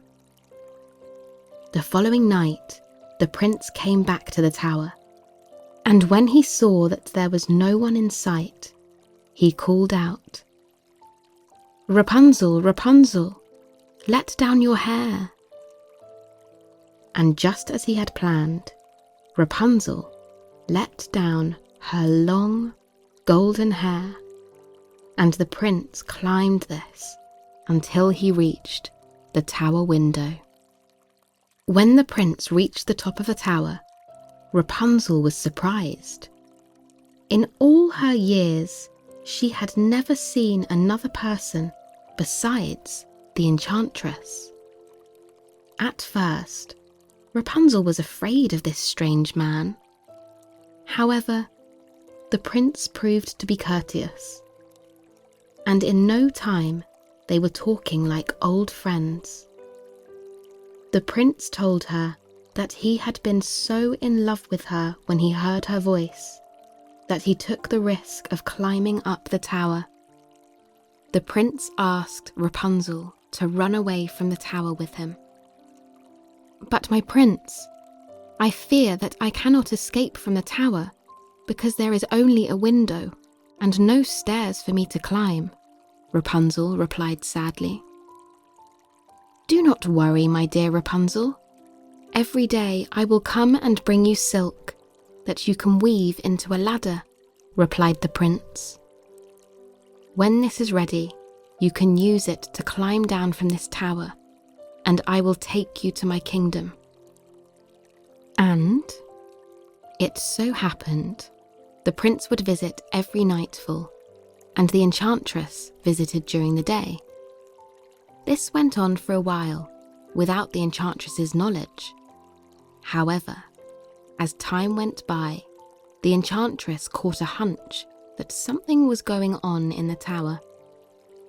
One day, she decided to visit in the night time. "Rapunzel, Rapunzel, let down your hair," she called out from the foot of the tower. Rapunzel, thinking that it was the prince, awoke from her sleep and lowered her golden hair. When the enchantress reached the tower window, Rapunzel was caught in surprise. "I'm sure you were not expecting me, child," said the enchantress as she took out a pair of scissors that glimmered in the moonlight. "I took care of you and raised you as my own, but you defied me," continued the enchantress. "I will banish you into the forest, never to be seen again." The enchantress cut off Rapunzel's long hair and sent her out into the deep ends of the forest. On the same night, the prince visited the tower, expecting to see Rapunzel and take her to his castle. "Rapunzel, Rapunzel, let down your hair," the prince cried out from the foot of the tower. There was no reply. "Rapunzel, Rapunzel, let down your hair," he cried out again. This time, the enchantress took Rapunzel's long golden hair and fastened it on the hook of the window. The prince climbed up the tower in haste to see Rapunzel. When the prince reached the top of the tower, he was surprised to see that it was not Rapunzel waiting for him. but the enchantress. Her eyes were glaring with anger. "How dare you try to take what is mine?" she said to the prince. "I have banished Rapunzel, and you will never see her again." At the stroke of her hand, she turned the prince blind. The prince made his way out of the tower, but since he was now blind, he could not find his way into the kingdom. He spent his days wandering in the forest, until one day he heard a familiar voice singing. He followed this voice, and he came closer. He realized that it was no other than Rapunzel. They had found each other in the forest. When Rapunzel saw what happened to the prince, she cried. Some of Rapunzel's tears fell into the prince's eyes, and in that instant, her tears melted the hardened bits of his eyes. Finally, the prince could see again.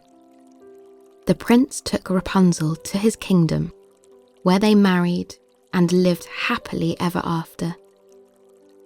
Now that was a happy ending, wasn't it? And you can be sure that Rapunzel enjoyed being out in the world, discovering the prince's kingdom, and enjoying all the things she had never known before. Also, you can be sure she slept very well in the night, never afraid that the enchantress would trick her again.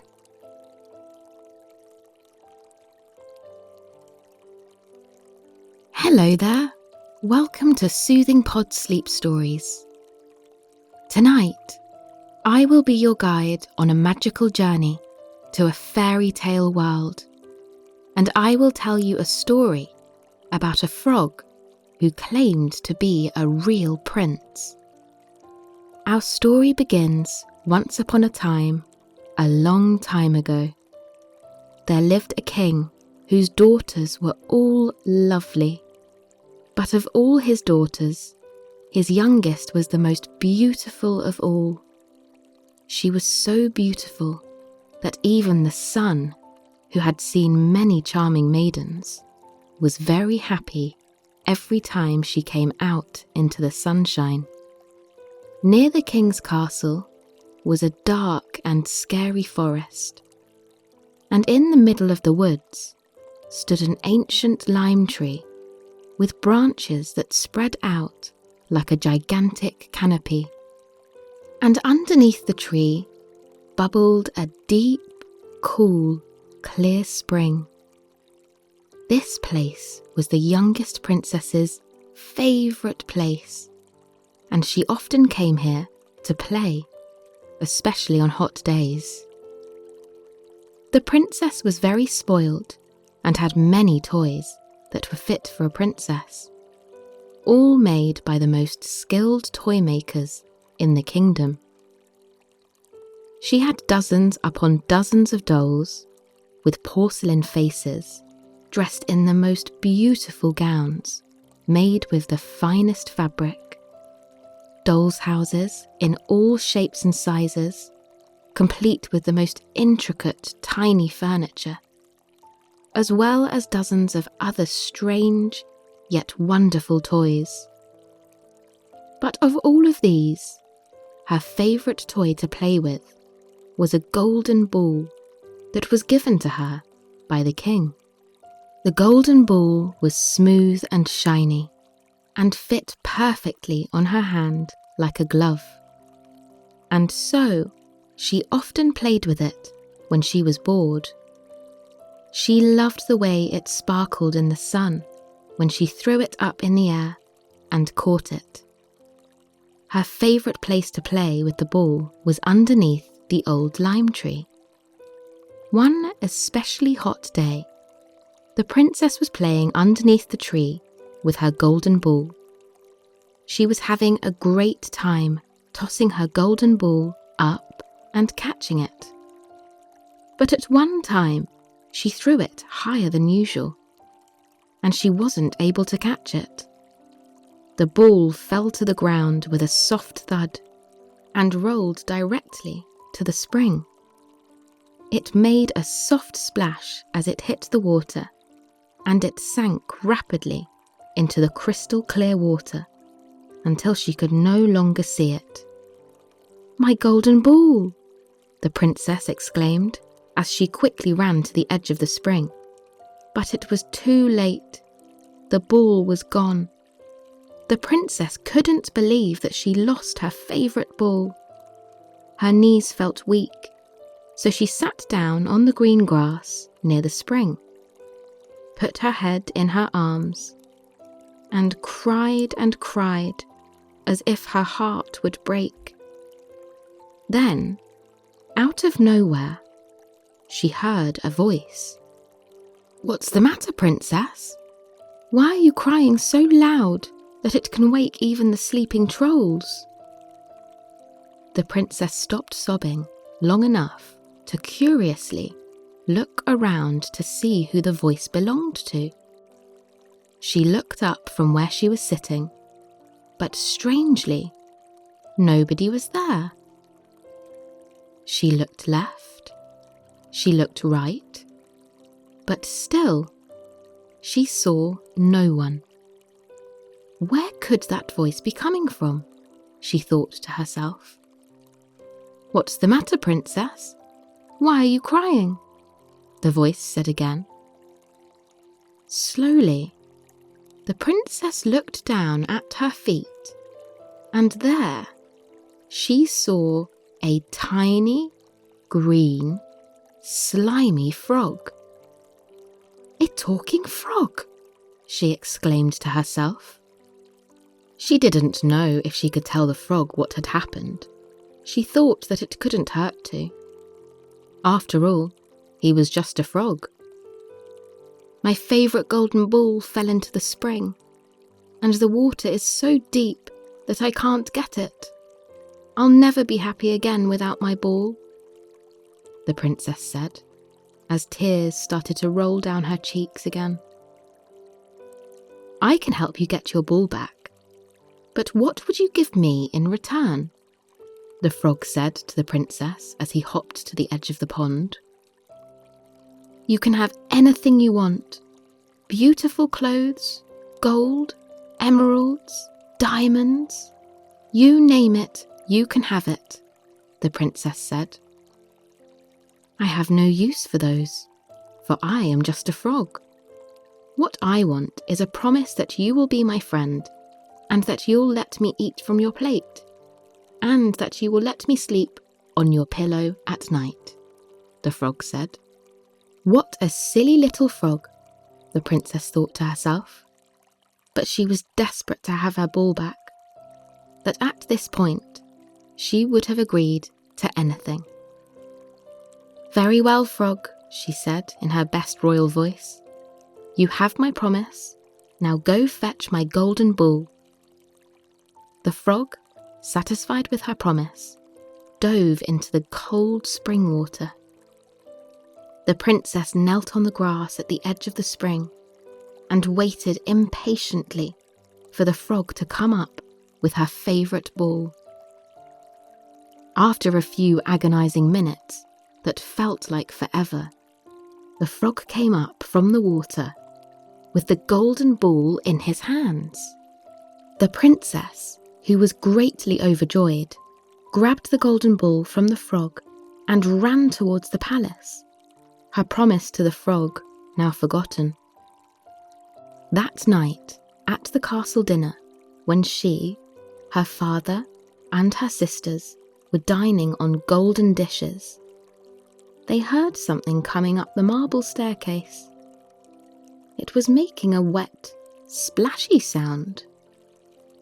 The sound stopped at the door of the dining hall, and a familiar voice called out from outside.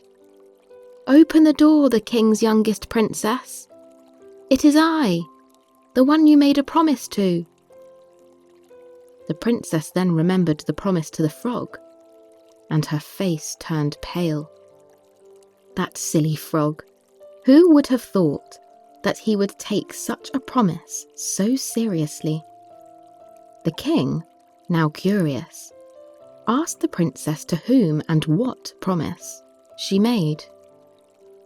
The princess, in a small voice, told the king everything. How a frog helped her get back the golden ball, and how she made a promise to let it eat out of her golden plate and sleep on her pillow at night. The old king was silent for a minute, and then he said, "A princess should always keep her word. Open the door and do as you promised to that frog." The princess wanted to protest, but she knew that her father would hear nothing of it. So she slowly walked to the door and gingerly opened it. The frog then hopped in and went directly to the table. "Now, my dear princess, carry me up on your hands and put me next to your golden plate so I can share your dinner." The princess didn't want to do it. She really didn't want to touch a cold and slimy frog. But then she looked up and saw her father's unsmiling face looking directly at her. She knew that there was no getting out of this situation. She knelt and opened her palm so that the frog could hop onto it. She walked to the dining table, her arms outstretched as far as they would go, so that she wouldn't have to smell the slimy frog. The frog then happily ate from her plate, and the princess spent the rest of the dinner just looking at the green frog as it ate her food. She had lost her appetite. After dinner, the frog told the princess, "I really enjoyed dinner. Now it's time for you to take me to your bed so that I can sleep on your pillow." The princess ran to her father and wailed, "Please, father, don't let me do it. I want to sleep by myself in my nice, clean and comfortable bed." Her father replied in a stern but gentle voice, "My princess, that frog helped you in your time of need. In return, you made a promise. A promise should never be broken." The princess cried, but her tears didn't deter the king from making her keep her promise. She grudgingly walked to her room and proceeded to get ready for bed. When she was in her pajamas and tucked comfortably in her bed, the frog was nowhere to be seen. "Perhaps he is gone," she thought to herself, relieved. But just as she was about to lie down on her pillow, she heard a voice. "Lift me up so I can lie on your pillow," the frog told the princess. The princess could do nothing, but just as he said. Otherwise, she knew that the horrid frog would tell her father, and that he would make her do it anyway. She gingerly picked up the frog's front hands, using only her thumb and forefinger, and threw him into her pillow. She then climbed into her bed and tried to sleep at every edge of her bed, as far as possible from the frog. She curled into a ball and shut her eyes. The sooner she slept, the sooner it would be morning. The next morning, when she woke up, the frog was gone. And in his place, standing at the edge of her bed, was a handsome young man with brown hair and kind hazel green eyes. "Who are you?" the princess said, amazed. She was ready to call for the palace guards when the young man spoke. "Don't be afraid, dear princess. It is I, the frog.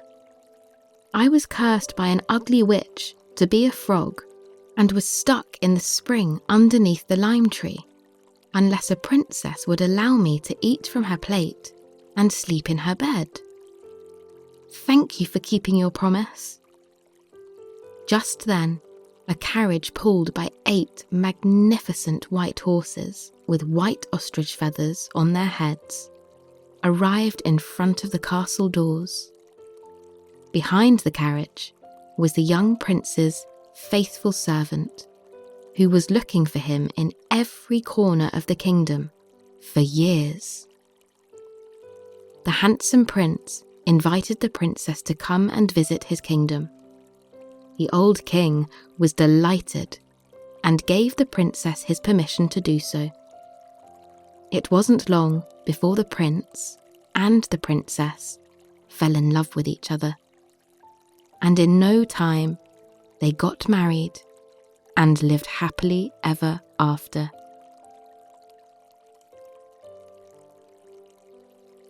Hello, and welcome to Soothing Pod's Sleep Stories. My name is Arif, and today I would like to help you relax and fall asleep, guided by my voice and the story you are about to hear.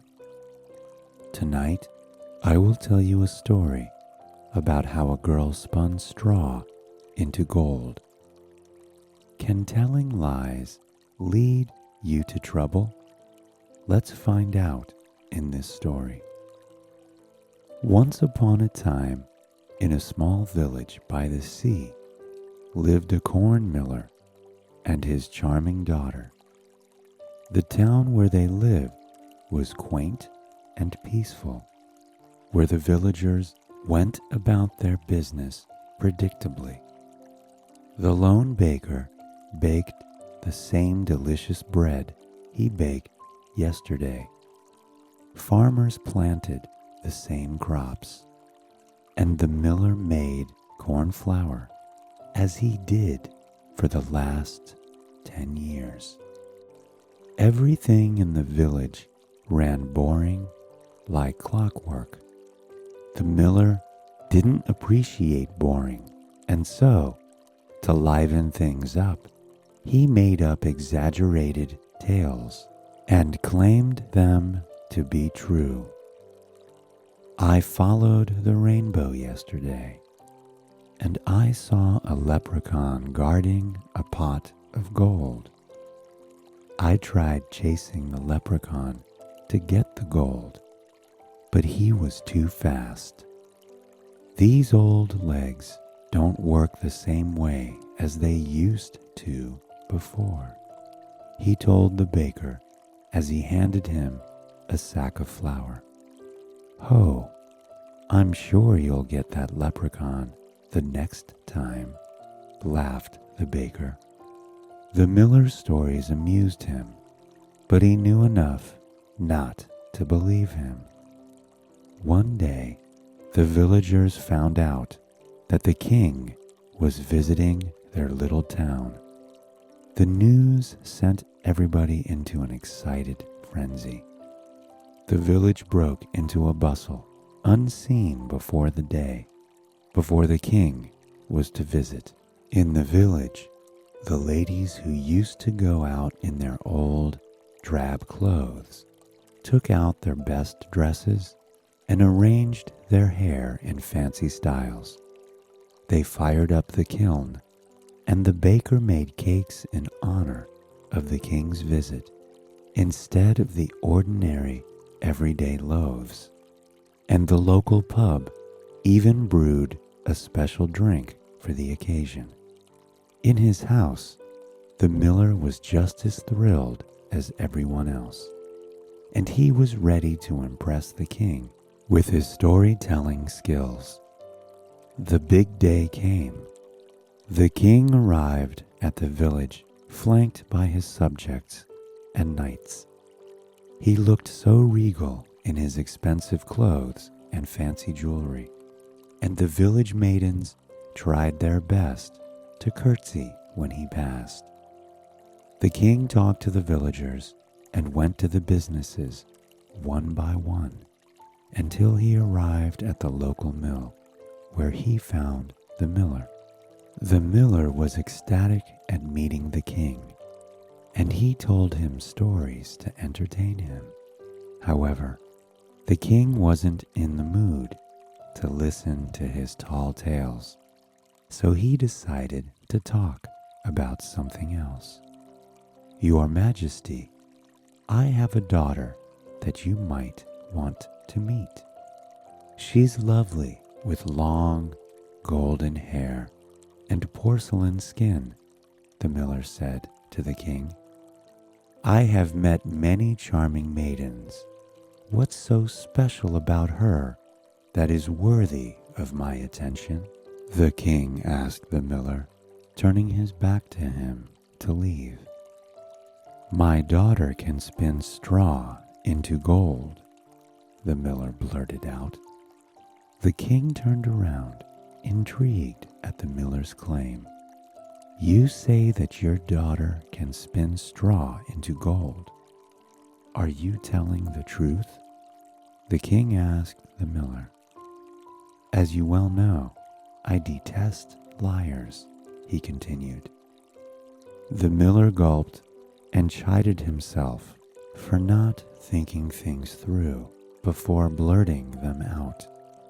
He regretted what he said, but it was too late to take back his words.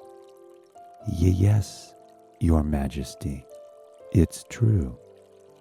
It has been a family secret for as far as I could remember.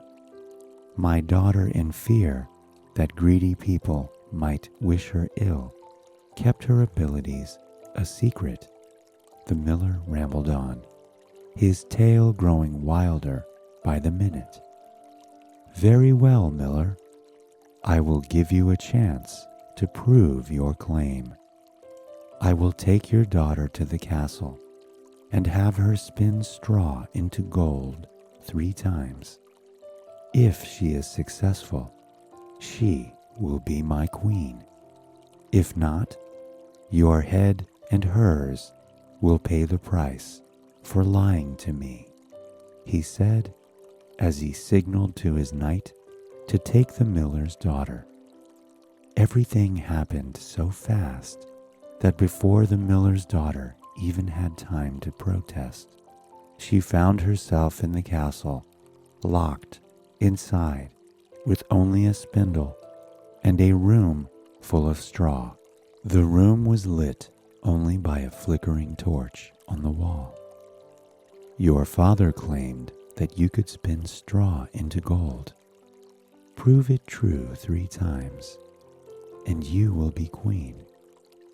If you fail, you and your father will pay with your lives," the king said as he locked the door behind him. As soon as the door closed, the miller's daughter sat down and burst into tears. Everything that happened today was outrageous. Never in her life did she think her father's stories would lead to this. "Nobody can spin straw into gold," she sobbed. "Nobody?" a voice answered her from the dark. She stopped crying long enough to answer. "Who are you? Please, come out so that I can see you," she called into the darkness. "You need not know my name," he said as he stepped into the light. "The question that you should ask is, what can I do for you?" the little man continued. The miller's daughter rubbed her eyes to make sure that she wasn't sleeping. She couldn't believe what she was seeing. Standing in front of her was a little man about 3 feet tall. He looked like a cross between an imp and a goblin. He had pointy ears, a long nose, and menacing, beady eyes. He looked like one of his father's ludicrous tales come true. "I'm the answer to your problem. I can spin this straw into gold for a price. I don't work for free. I require something that you consider precious in return," he said, rubbing his hands together. The miller's daughter didn't believe that this creature can do what he said he could do, but she was desperate to save her life. "I have a gold ring that's a gift from my mother. If you can spin the straw in this room into gold by sunrise, I will give it to you," the miller's daughter told the little man as she removed the golden ring from her finger. The little man snatched the ring from her and examined it. Satisfied with its value, he put it in his pocket before the girl could protest. "Consider it done," he said as he walked towards the spindle and spun the straw. Whir, whir, the spindle went as the curious little man took a handle of straw and spun it into gold. The miller's daughter, entranced by the little man spinning straw into gold, tried her best to stay awake, but she was so tired that she fell asleep. She awoke the next morning to find the strange little man gone and the whole room glistening with gold.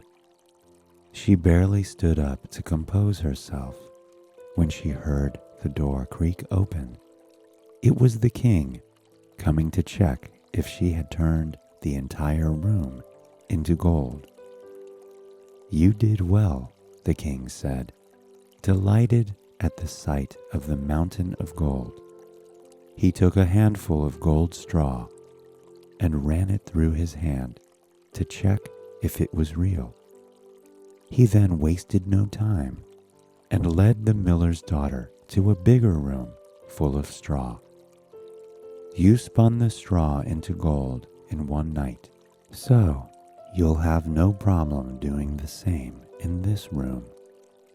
If you fail on this second task, you and your father will lose your life," the king said as he locked the miller's daughter inside. The miller's daughter broke into a cold sweat when she saw that the current room was twice as big as the previous one. She sighed and didn't know what to do. She hoped that the strange little man will show up again tonight. At the stroke of midnight, the little man appeared from out of nowhere. "You know the drill, girlie. What will you give me this time?" the little man said as he opened his greedy hand. The miller's daughter's hand went straight to her neck. "I have this gold necklace that my father gave to me," she said as she placed the necklace in the little man's open hand. Just as he did the night before, the strange little man worked throughout the evening, spinning straw into gold. He stopped only every so often to look at the necklace that was now on his neck. The miller's daughter tried to stay awake, but fell asleep just as she did the last time. When the miller's daughter awoke the next day, she felt relieved to see that the straw that filled the room was spun into gold. The king opened the door earlier than he did the day before. He was secretly thankful to see the miller's daughter had spun the straw into gold. He had grown fond of the girl in the short time that he knew her, and he hoped that she'd succeed with a third task. The king ordered his servants to fill a third room, which was larger than the last two rooms combined with straw. He then took the miller's daughter to the room and said, "If you spin this straw to gold, I will make you my queen. Otherwise, you and your father will die."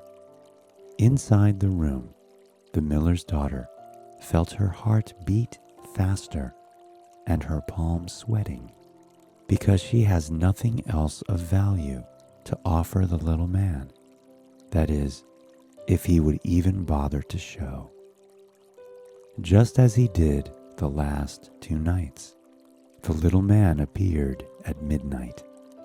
He went straight to the miller's daughter and opened his palm, waiting for her to give him something of value. "I'm afraid that I have nothing to give you," the miller's daughter said, crying. The little man looked at her for a long time, and when he spoke, there was a malicious glint in his eye. "My dear, precious things come in different shapes and sizes," he said.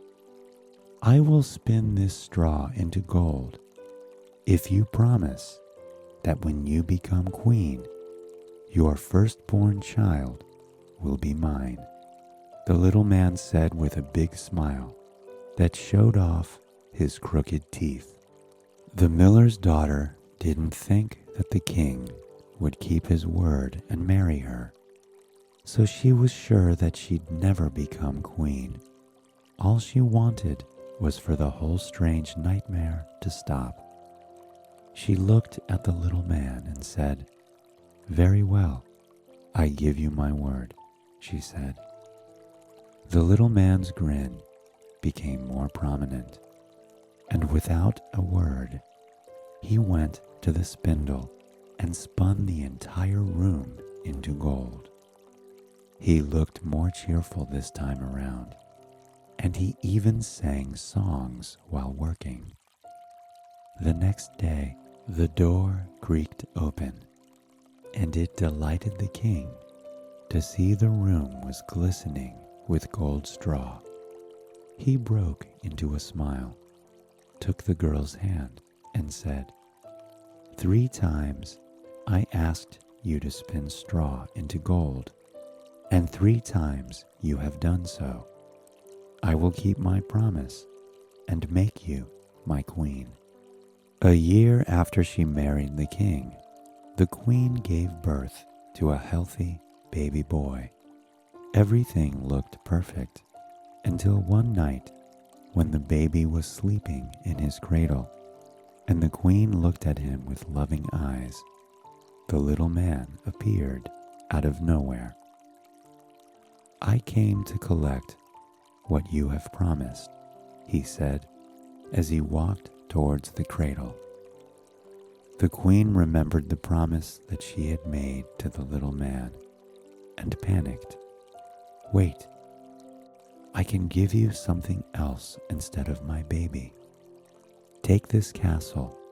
It can be a fitting place to call your home," she told him, putting a protective hand on the side of the cradle. "I have no need for a castle, because I can come and go as I please," he said. "Then take all the jewels and gold that we have," the queen offered. "I can make gold by myself.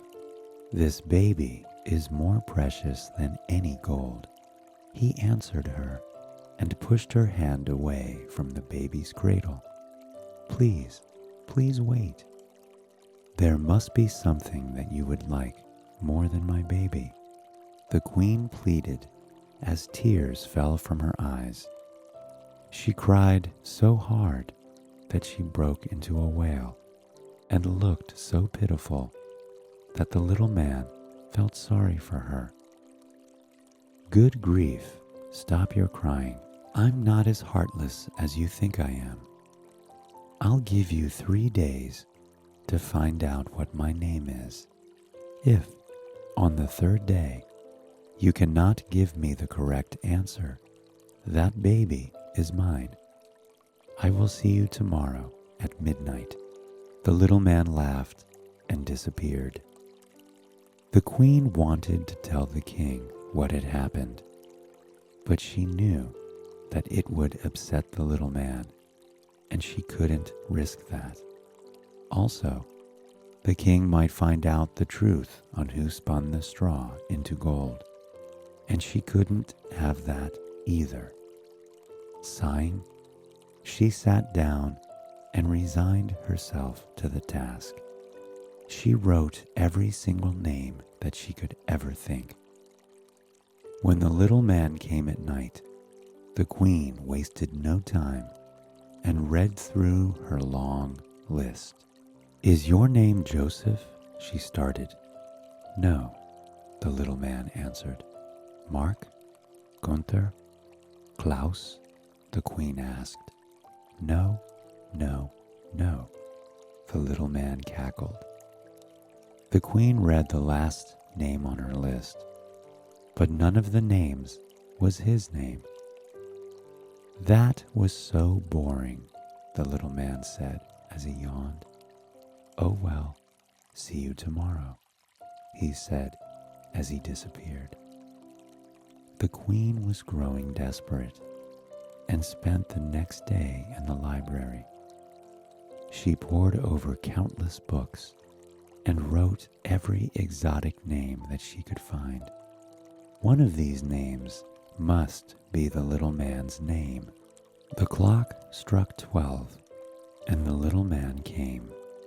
The queen quickly read her list. "Mustafa," she started. "Ha, ha, ha."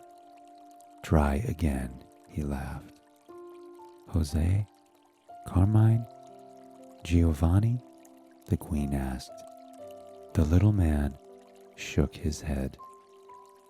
"I tire of this," he said. "Tomorrow is your last chance, and if you don't guess my name by then this child would be mine," he said as he ran one finger across the little prince's cheek. The queen held back tears as the little man disappeared. She must work harder to find out his name.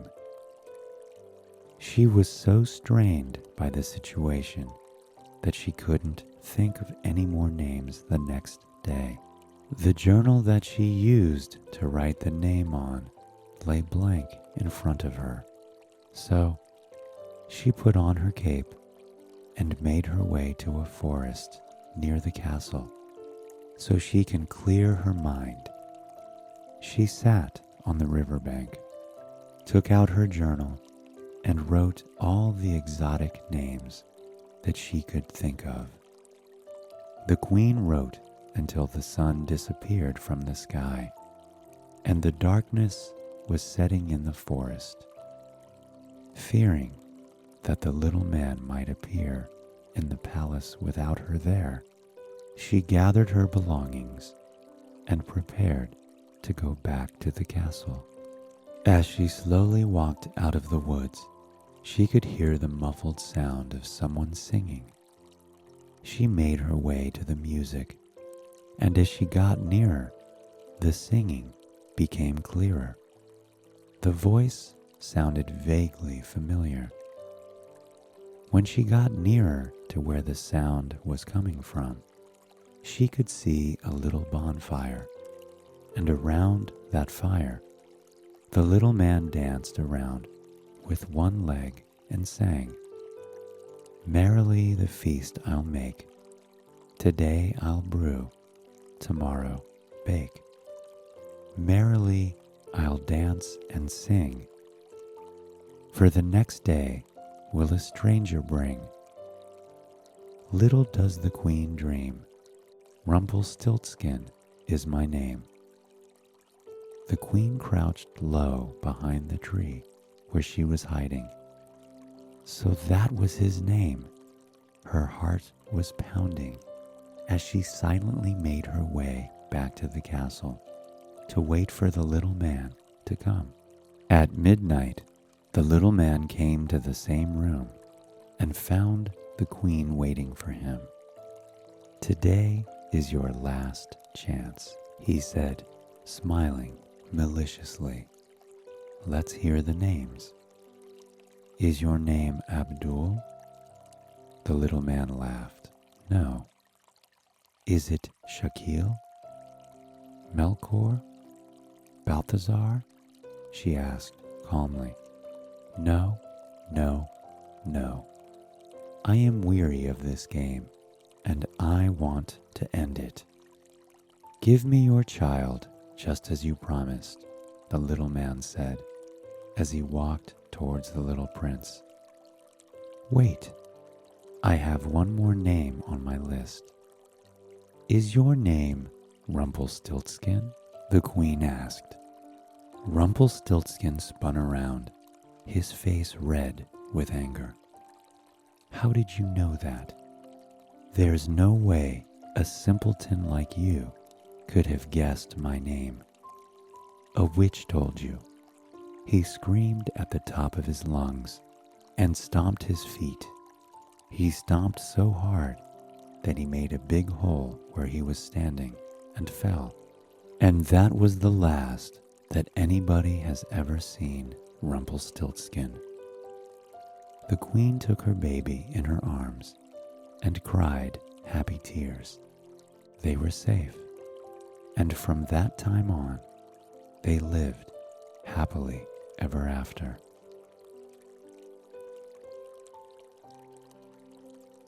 Hello and welcome to Soothing Pod's Sleep Stories. Tonight, I will be your guide on a magical adventure to a mysterious place. I am going to tell you the story of the real Sleeping Beauty. Once upon a time, there lived a king and queen in a grand and lovely castle. It was set inside a large, strong fortress, guarded and secure. Around the castle was a deep moat, over which the king and queen could cross if they wanted to stroll in the countryside. Sometimes they left the castle, allowing themselves a bit of time away from the press of their duties. They would stroll, hand in hand, to discover the enchanted forest. You see, when the king and queen were not yet grown, they were little children, and they were friends. They were good friends, who loved to come and while away the time in the forest, after school. Some days they would go hunting for mushrooms. Other days they would swim in the forest ponds. And, still other days, they would climb up trees together, allowing themselves to get dirty while playing. All these things they did when they were just young children and not yet responsible for the entire kingdom. And how could they know what the future held? They were not yet betrothed or married. They were not yet even grown. And yet, when they were young, they promised to be each other's friend for the rest of their lives. And so it was. As they grew to teenagers, they remained friends, and they continued playing together when there was time. Unfortunately, there was not a lot of time during the day anymore. Often, the boy, whose name was Stefan, was sent to study in other countries, so that you can learn the ways of royalty and how you should tend to your duties, his mother would say. His mother was the kind Queen Catherine. She knew that Stefan and his friend, Lorena, were best buddies, and she was glad of that, for she knew how important it was for children to have a confidant, and she was glad for her son. So often she would send for Lorena and have her visit the castle. There was a great big bedroom where all kinds of playthings, musical instruments, and toys were kept. It was in this room that Stefan and Lorena spent a lot of time together. As the years passed, their friendship turned into something greater. Stefan could feel a deep connection in his heart, and he wanted to take care of Lorena. And Lorena felt the same. So when the day came that Stefan's father and mother, the king and queen, said that Stefan should start looking for a wife, he knew what to say. "I shall marry Lorena," he told his mother in private. "And Lorena?" asked his mother. "Does she wish to marry you?" "I am sure of it," replied Stefan. "But just to be sure, I shall get her wish in writing.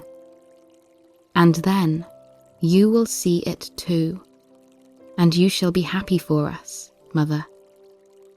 Stefan's mother, the queen, was content with this answer.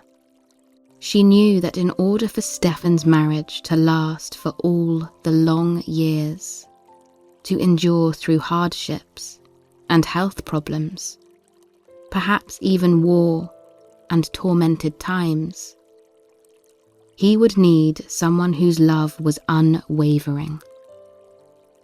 And because she had known Lorena since both children were little, the thought of her son marrying this fine and kind-hearted girl made her happy. However, there was one thought that did not sit so well in the Queen Mother's mind. It was the thought that Lorena had no parents. She was an orphan girl, and so she had no family to invite to the wedding. Lorena had been raised by nuns, and nobody knew what had happened to her parents before Lorena was born. She conveyed this concern to her son and asked him how they could make the wedding party happy for Lorena as well. Did she have any other best friends? Was there anyone else Lorena would want to attend the wedding? It was then that Stefan hit on an idea. Their friends from the enchanted forest, the fairies.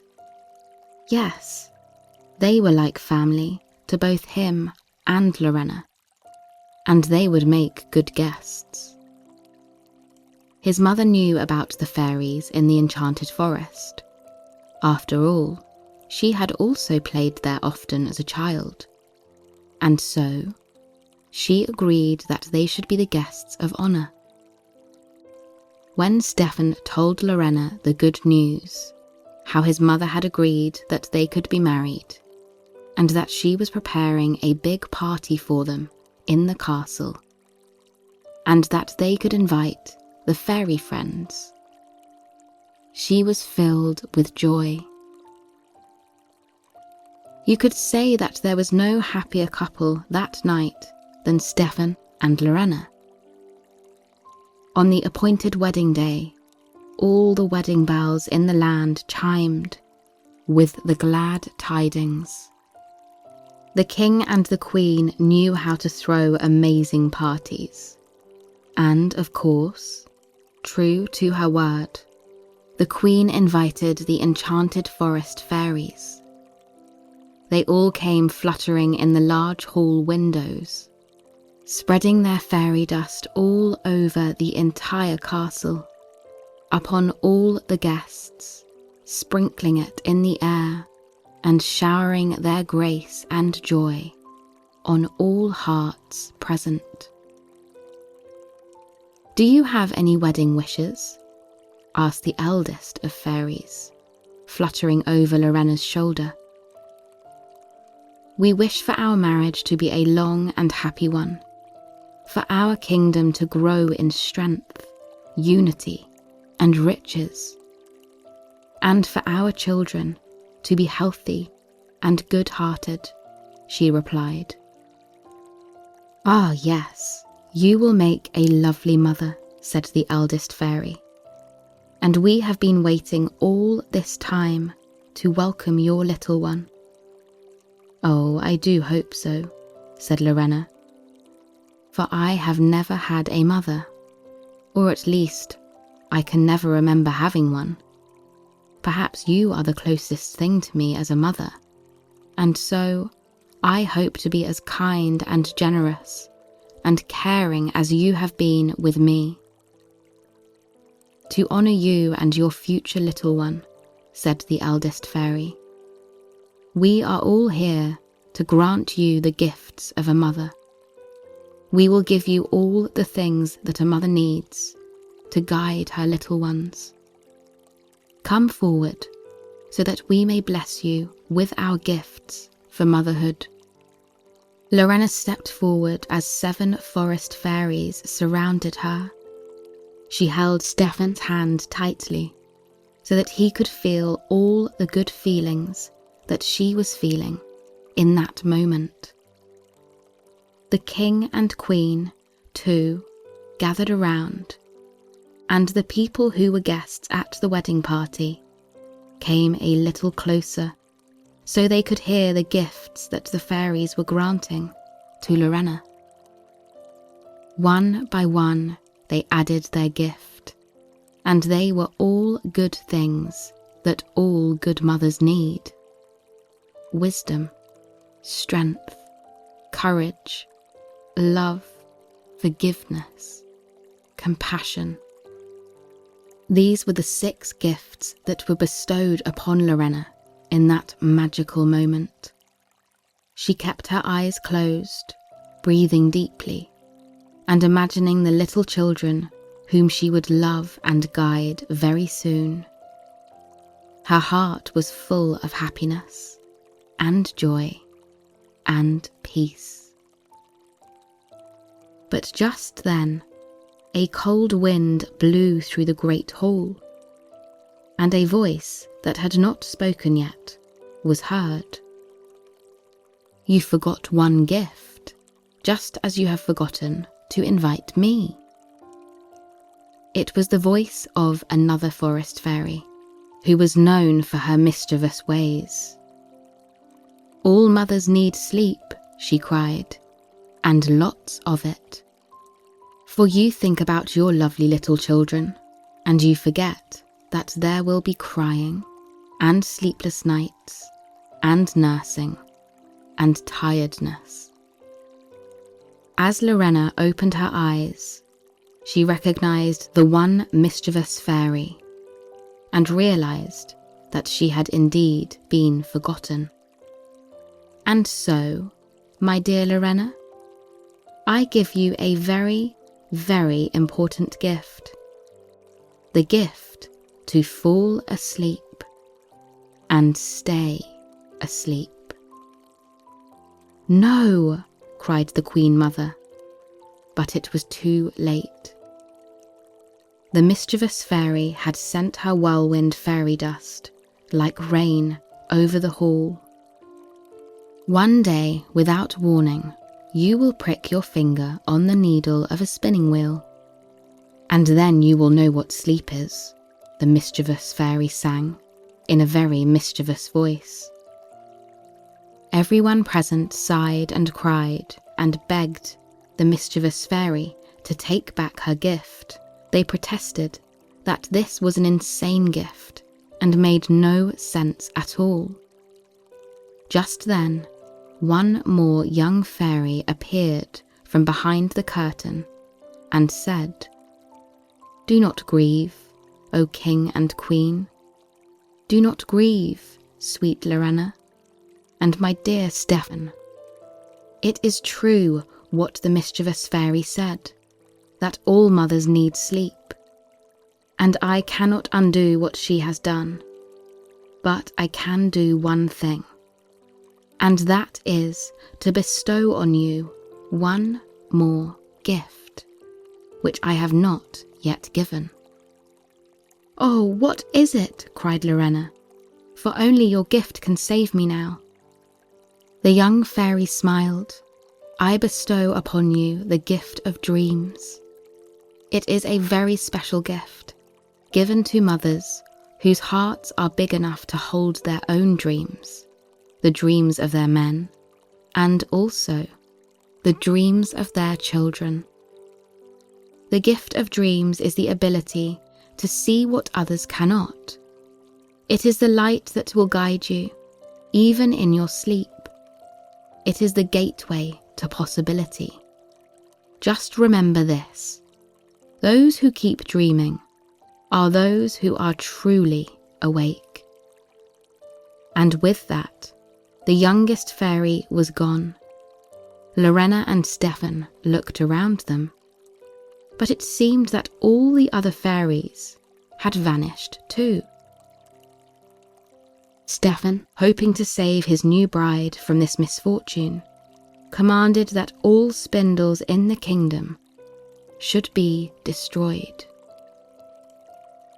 All the spindles were indeed destroyed, and so nobody knew how it came to be that one day Lorena was walking through the castle and happened to enter a room. Inside this strange room were all kinds of old treasures, trinkets, and furniture. And there, amidst the dusty treasures, was a spindle. Lorena looked at it with fear, and then remembered that she had also been gifted with courage. She took a step closer, attempting to smash the spindle to bits. And, as she did so, holding a block of wood in the other hand, she came down with such strength upon the spindle that it immediately splintered into 1,000 pieces. The wood chips and dust scattered in every direction, one of them landing in her eye. At that second, when she felt the prick of the splinter in her eye, she cried out a little, and a servant heard her. He came running, just in time to see Lorena stumble. "My lady," called the servant. He ran to catch her and laid her on a bed in the dusty room. Another servant came soon, and they both helped to carry the now sleeping Lorena down the spiral staircase. Stefan was at her side immediately, but it was too late. The spell had been cast, and he wondered how it could ever be broken. He remembered the legends and tried to kiss his wife's lips several times. Stefan kissed her lips and her cheeks and her hair, but it was all in vain.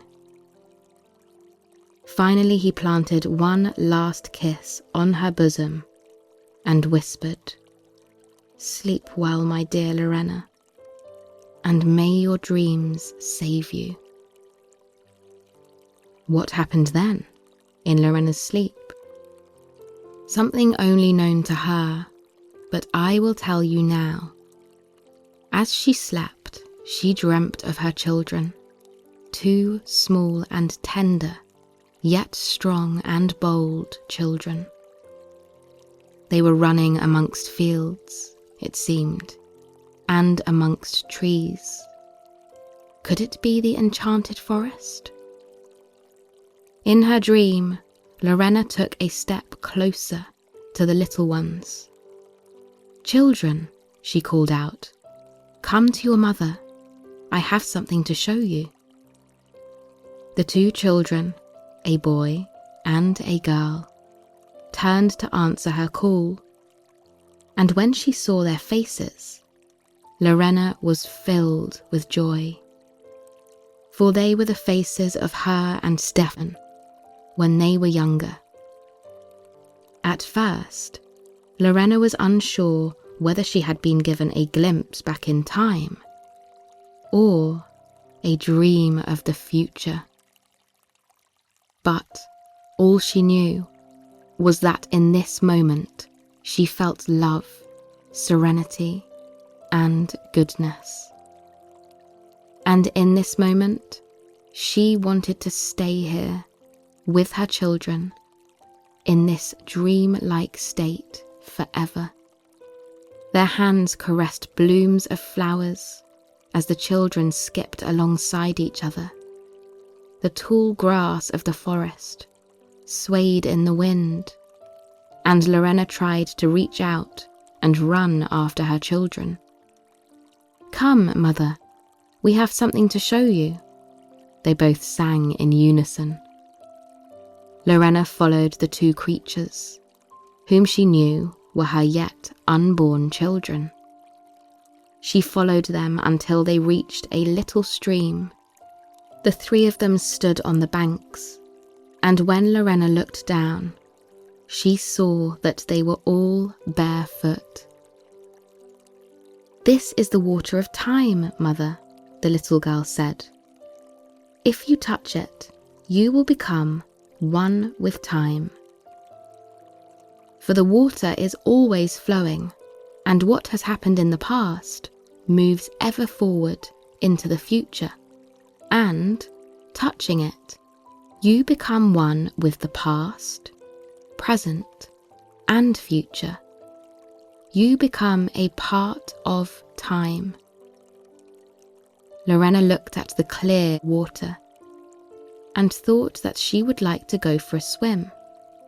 It looked so inviting, so cool, so relaxing. "Do you want to go for a swim?" she asked the children. They smiled and jumped for joy. "Yay, yes!" They laughed and began to kick off their pants and jackets and jump into the waiting stream. "Then I'm coming with you," said Lorena. She dipped one toe in the sparkling waters, and then both feet. The stream was shallow and not deep as she had expected. It felt refreshing around her legs. The water rose a little, and she waded out further, daring herself to enjoy this simple, happy moment. The two children began splashing the water too, their happy peals of laughter ringing like music in Lorena's ears. Somehow, she knew that this was all still a dream, and she had no desire to wake up. The three of them kept on swimming together, happily enjoying the afternoon sunshine. Lorena imagined that life could go on like this forever, and because she knew she was dreaming, she hoped that when she woke up, she would one day give birth to these two beautiful, lovely children. After they swam a little, the children said they felt hungry. Lorena suggested going to look for some fruit trees and helped them to step out of the water back into their clothes, and she used her shawl to towel their hair dry. Then the three of them began to walk together, hand in hand, in search of fruit trees. "We know there are many delicious fruits in the forest," said the boy. "There are berries and even wild mushrooms that we sometimes collect. We also found nuts and other yummy things." "Well then, you lead the way," said Lorena, and she followed the two little children forward.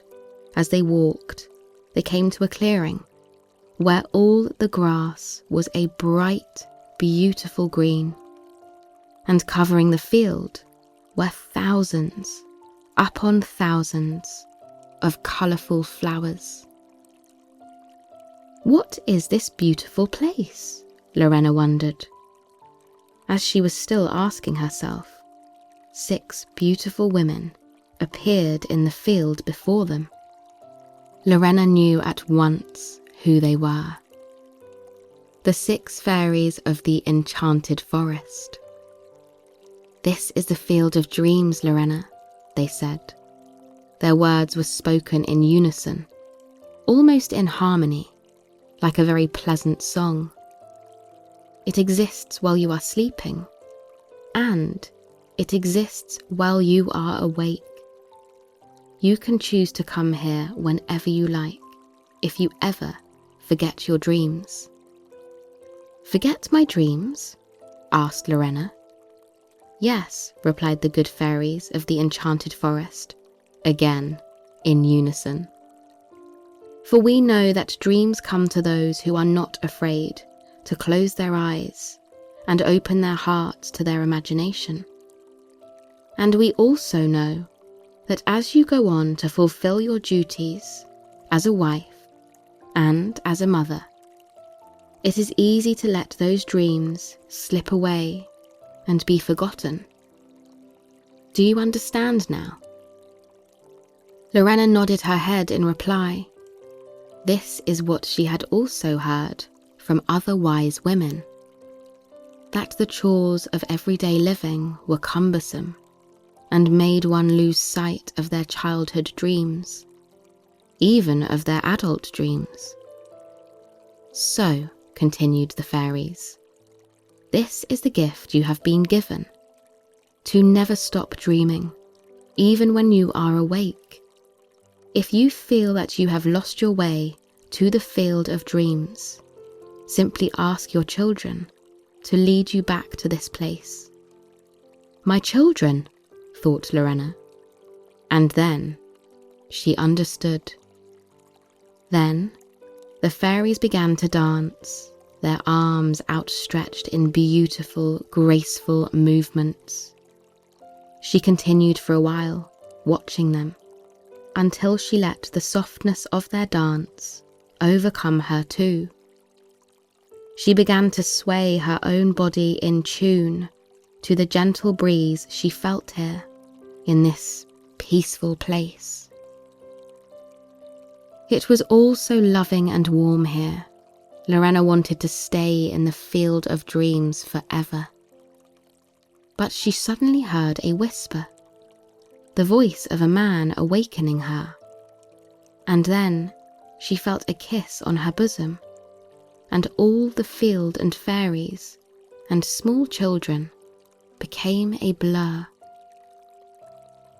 When Lorena opened her eyes, she saw that it was her husband, Stefan, looking down over her. She replied to his awakening and touched his arm gently as he helped her to sit up. "Have I been asleep for long?" asked Lorena. She looked at him and wondered, but his reply put her at ease. "Only for a single night," said Stefan, "and we must have been sleeping together. For all the people in our kingdom fell asleep at the same time as you did, and now we all awake together with the sunrise."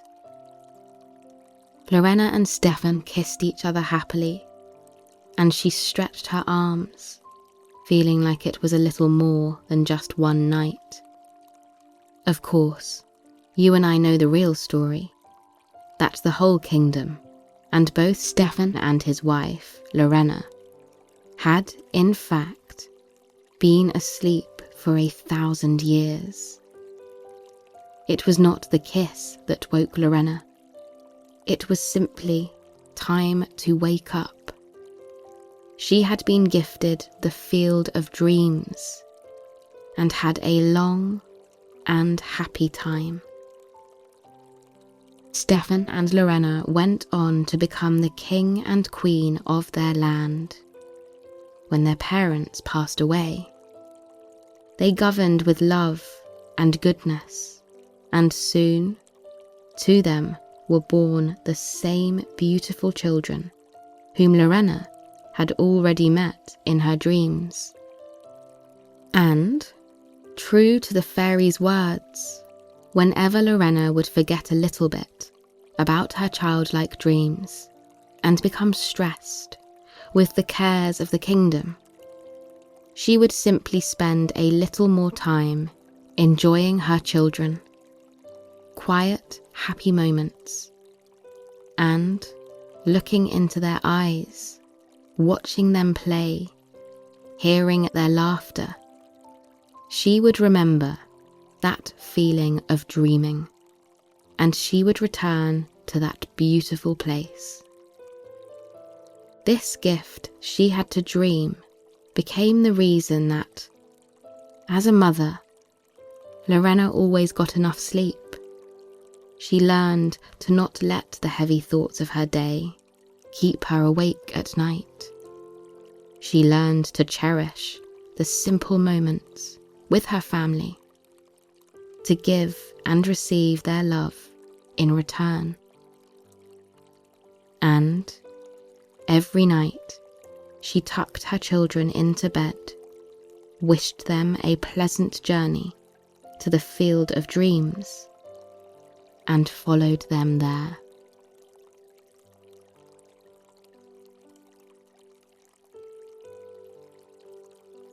Welcome to Soothing Pod Sleep Stories. My name is Laura, and I am going to tell you a wonderful story that will lull you into a peaceful and restful sleep. Tonight, I will tell you how Hansel and Gretel got lost in the woods and discovered a gingerbread house that was owned by a witch. Once upon a time, in a small cottage built on a clearing leading to a forest, lived a woodcutter, his wife, and their 2 children named Hansel and Gretel. Hansel, the older of the 2, was intelligent and charming, while his sister Gretel was poetic, cautious, and clever. The 2 loved each other as siblings should, and spent a lot of time in each other's company. They would run around in the field and pick flowers, or play in the nearby lake, throwing pebbles on the water. For a few years, everything went well for the family.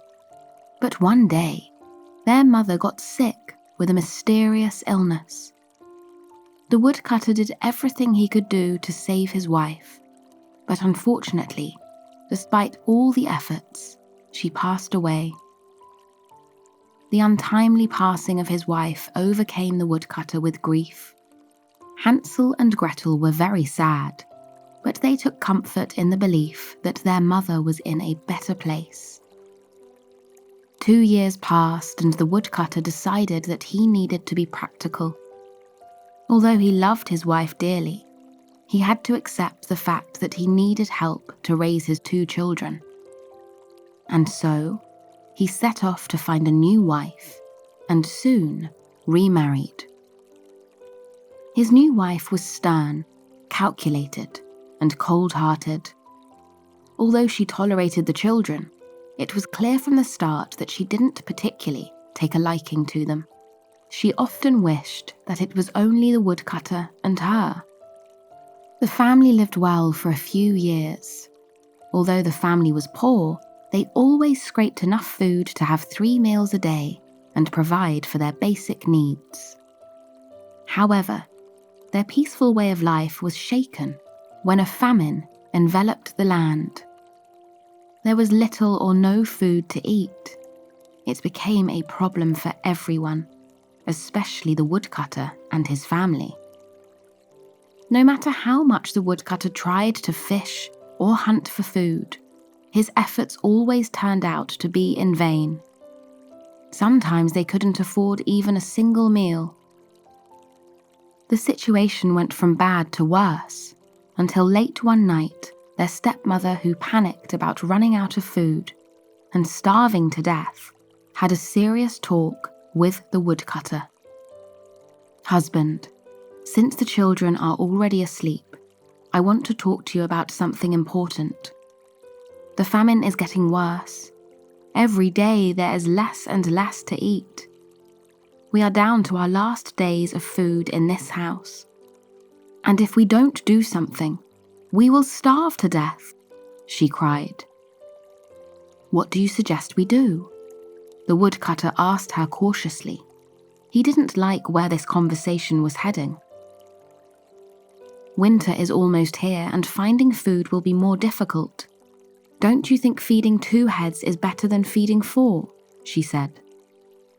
The woodcutter looked at his wife for a long time, his eyebrows coming together in anger.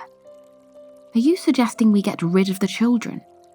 How can you even suggest such a thing?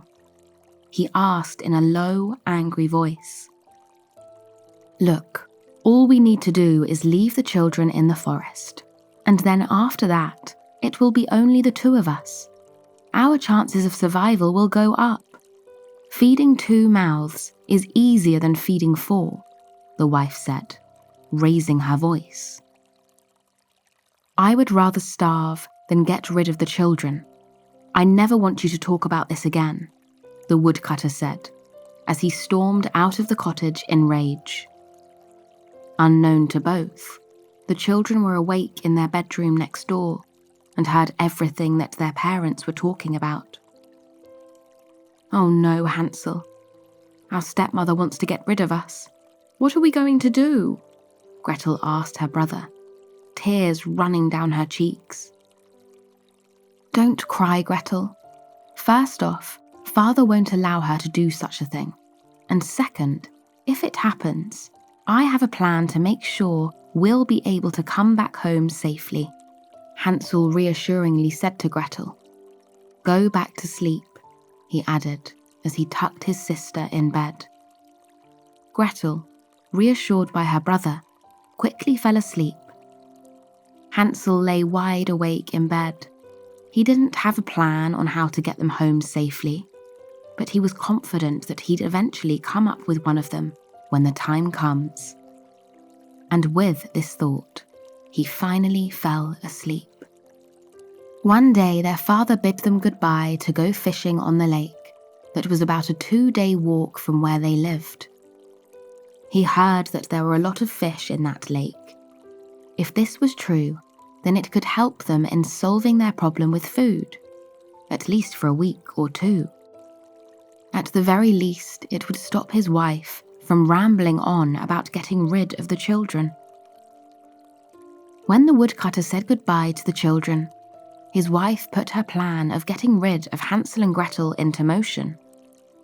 She told the children that they all needed to gather firewood from the forest. She asked Hansel and Gretel to get dressed in their warmest clothes. She even gave them one precious loaf of bread that the children knew she was saving for herself to eat. Hansel and Gretel reluctantly got dressed because they knew what their stepmother was planning. Oh, Hansel, what are we going to do? Gretel asked on the verge of tears. Don't worry, Gretel. Everything will be okay, Hansel reassured his sister. Children, hurry up. We have to get to the woods before the sun goes down, their stepmother said as she forcefully pushed them out of the door. Hansel and Gretel were quiet as they followed their stepmother into the deep woods. But unknown to his stepmother, Hansel had crushed the bread that she gave them into crumbs and was dropping them secretly on the forest floor every few meters. His plan was to make a trail that they could follow back to their cottage.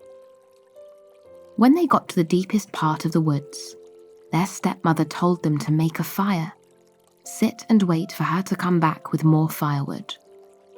The children eyed their stepmother suspiciously, but they obeyed her and sat in front of the warm fire. It wasn't long before the warmth of fire made the children tired. Their eyelids got heavier and heavier, and before they knew it, they were sound asleep. When they woke up, it was nearly dusk. As the children expected, their stepmother was nowhere to be seen. They were alone in the woods, with only the crackling of the fire and the occasional owl hooting in the background. Hansel, we've never been this late in this part of the woods before. I'm scared, Gretel said as she grabbed her brother's arm. Don't worry, Gretel. On the way here, I dropped some breadcrumbs on the ground. All we need to do is follow the crumbs, and we'll find our way back home," Hansel said confidently. And so they followed the breadcrumbs that Hansel secretly dropped on the forest floor. However, as they walked deeper into the forest, they found that the trail of breadcrumbs had disappeared. "Gretel, the trail of breadcrumbs is gone. The birds must have eaten it. Oh, how could I have been so reckless?" Hansel said, as cold sweat formed on his forehead. Gretel saw that Hansel was panicking, and truthfully, she was feeling the same way. But she tried to calm herself down and hoped that her voice wouldn't betray the rising panic she was feeling inside. "Hansel, calm down.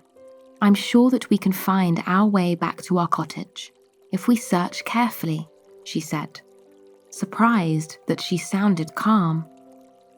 She took her brother's clammy hands in hers and led the way. She didn't know where she was going, but anywhere is better than where they were right now. She hoped that they could find a clearing soon. After an hour of walking, they felt tired, cold, and hungry. But there was still no sign of the clearing. "I think we're lost," Hansel said, crying. "Hush, Hansel. Let's keep walking for a bit, and I'm sure that we will eventually find our way out of this forest," Gretel said. Sobbing, Hansel took Gretel's hand, and true enough, after a few more minutes, they came upon a clearing in the middle of the dark, eerie forest. And in the middle of that clearing stood a house made of gingerbread. And on top of the gingerbread were layers upon layers of icing and candies of every shape and size. It was the house of every child's dream. Hansel could hardly believe his eyes, and at first he thought it was merely hunger that was making him see this wonderful house in front of him. But as he and his sister came closer, they smelled the gingerbread and the sweets that decorated it. His stomach rumbled and his mouth watered. He wanted to eat this house. "Shouldn't we ask for permission first, before having a piece?" Gretel asked Hansel. "I'm sure it'll be fine. Don't worry," Hansel told Gretel. And with that, they each broke the edge of a gingerbread window and quickly ate it. One piece became 2, 3, until Hansel and Gretel ate one huge portion of the gingerbread window. Oh, it tasted so sweet. Just when they were about to swallow the last bite that they took, the door of the cottage creaked open, and out came what looked like a gentle old lady. She looked annoyed at first by the ruckus she heard, but when she saw the 2 children, a huge smile broke out on her old wrinkly face. "Sweet little children, what are you doing out here in the cold?" she asked them in a sweet voice. "Come inside where you can warm yourselves in front of a fire," she said while motioning for them to follow her inside. Hansel and Gretel were cold, hungry, and tired, so they followed the old woman inside her house. Once inside, the old woman made them sit in front of a warm, blazing fire. The warmth felt so wonderful. After that, she made them wash their faces until they were clean and gave them soft, velvety clothes to wear. After getting the children dressed, the old woman led them to a room where she laid them down on beds that had the softest mattress and the most comfortable pillows. The children wanted to stay up so they can enjoy the bed a little more, but as soon as their heads hit the pillows, they immediately fell asleep. "Sleep tight," the old woman said as she turned off the lights and closed the door. The next morning, when they woke up, the children got up from the bed and went out of the room to search for the old woman so they can thank her. "Ah, you are up. It's about time, you lazy children," a shrill voice greeted the children. She looked at them with her beady little eyes and long pointy nose that had warts all over it. She wasn't the nice old woman that they thought she was. She was a witch. The sight of the old witch took the children aback. They quickly turned back and ran towards the cottage door to escape. But alas, the witch locked it. "There is no escaping your fate, my little sweets," the witch said as she walked towards the children. When she reached them, she grabbed Hansel by the arm and practically lifted him and threw him in a cage that hung on the ceiling. She then turned towards Gretel and said, "You make sure that your brother eats well, so that he is nice and fat when I eat him. Now, go sweep the floor and tend to the fire so you can cook him a meal." Gretel couldn't do anything at that point but follow what the witch wanted. She couldn't run away and leave her brother behind. So she decided that she'll think of a way to get them out of this horrid situation. While she resigned herself to sweeping the floor, littered with bones, she racked her brain on what she knew about witches. She read that witches were almost immortal, meaning they practically live forever, have an excellent sense of smell, like that of a dog, can run fast, but they can't see well, and they are not very smart. Fire was the only way to destroy them. Suddenly, Gretel had an excellent idea. She secretly bent down and pocketed a thin bone the size of a finger. All she had to do was to give this bone to Hansel and explain what he had to do. After sweeping the floor and dusting every corner of the house, the witch's cottage looked spick and span. Gretel then turned her attention to making food for her brother. She roasted a big chicken and cooked a pot of vegetables. While she was doing all this, she knew the witch was looking at her every move. She put the food on a plate and climbed up a ladder to get to Hansel's hanging cage. While she put the food inside, she whispered to Hansel, "The witch will come to check on you. When that happens, take this bone out instead of your hand. Witches are almost blind, so she'll never know," Gretel said to Hansel, while secretly handing him the bone. Hansel nodded, and sure enough, no sooner had he finished his meal than the witch came up the ladder to check on him. "Put out your hand so I can measure how fat you've grown," the witch ordered Hansel. But instead of putting out his hand, he put out the bone that Gretel gave him. "Oh dear, how thin you are.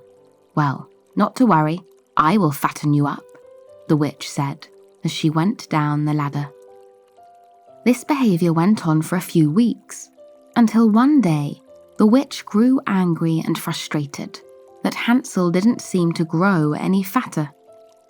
Finally, she decided that she could no longer wait for him to fatten up, and that she'll eat him whether he was fat or thin.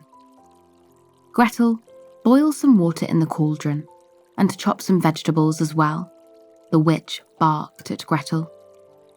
Hansel heard what the witch said, and it alarmed him, and his sister mouthed, "Don't worry," silently. Gretel knew what the witch was planning, so she deliberately filled the cauldron as slow as she could. She was trying to think of a plan to get them out of this seemingly dire situation. "After you've finished filling up the cauldron, put some wood under the oven and light it," the witch told Gretel. She thought since she would eat Hansel, she might as well eat his sister. The witch chuckled to herself at what she thought to be a genius plan. And so, Gretel did as the witch asked, slowly. It took her 4 hours to light the oven and boil the water. At last, everything was ready. Gretel, dear, come and help me check if the oven is hot enough, the witch beckoned to Gretel in a sweet voice.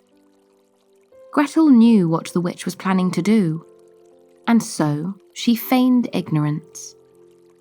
Oh, I would love to help you check the oven, but I don't know how to do it. Please, can you show me? Gretel said to the witch, with her innocent, big brown eyes. Goodness, you've been doing this for weeks, and you still don't know? Okay, I'll show you once, and then you do it, the witch said, exasperated. The old witch opened the oven door and stuck her head inside the oven. The moment that the witch did this, Gretel pushed the witch inside the hot, burning oven and locked it shut. And that was the end of the wicked witch. From now on, she won't be able to lure any more children with her gingerbread house to eat them. Gretel quickly ran up to Hansel's cage and opened it. Hansel cried in relief. He was finally free. Gretel then ran to the witch's room, where she knew she kept a chest full of jewels and gold under her bed.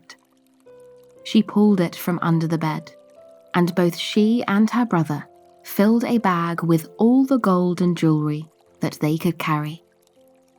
After that, they ran as fast as they could, far, far away from the witch's cottage. They didn't know how long they ran, but they found themselves in front of their house in the clearing. From afar, they saw a figure of a man who seemed like he was waiting for someone. It was their father. "Father!" they both screamed as they ran towards his outstretched arms. The woodcutter couldn't believe what he was seeing. The children were alive. He had searched far and wide for them ever since he found out that his wife had left them in the forest. "Hansel, Gretel!" he screamed, as the children were at last safe in his arms. The three cried and embraced each other for a long time.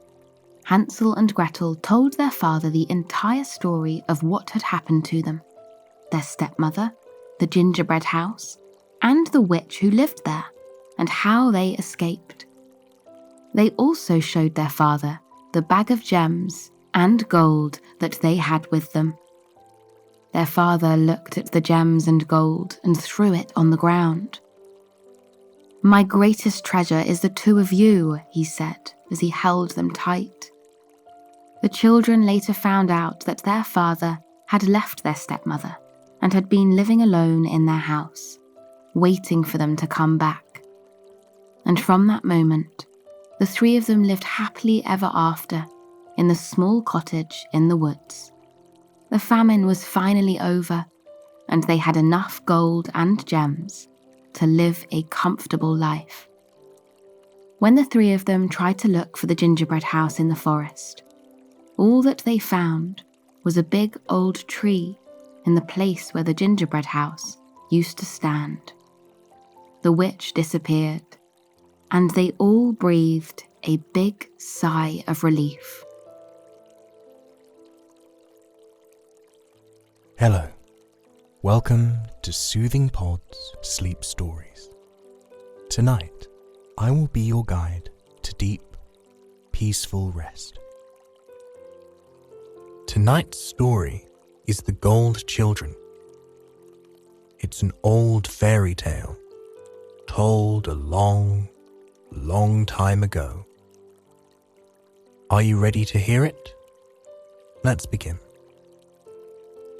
Once upon a time, there was a man and a woman who lived together in a little cottage. They were very poor. They earned money by fishing but it wasn't enough to get them by. Even if he couldn't catch much fish, the man was happy to work beneath the sunshine and near the ocean. The sound of the waves helped the long hours flow by. The man was sitting by the ocean.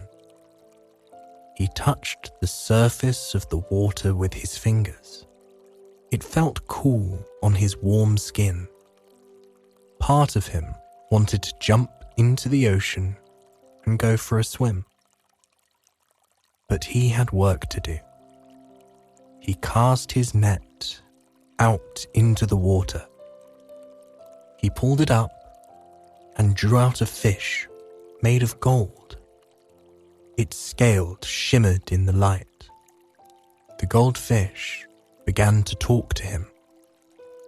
It said, "Fisherman, if you throw me back into the water, I will turn your hut into a castle."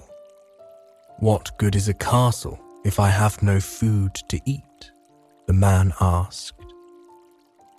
The fish offered to give the man a castle and a magic cupboard that held an infinite supply of food.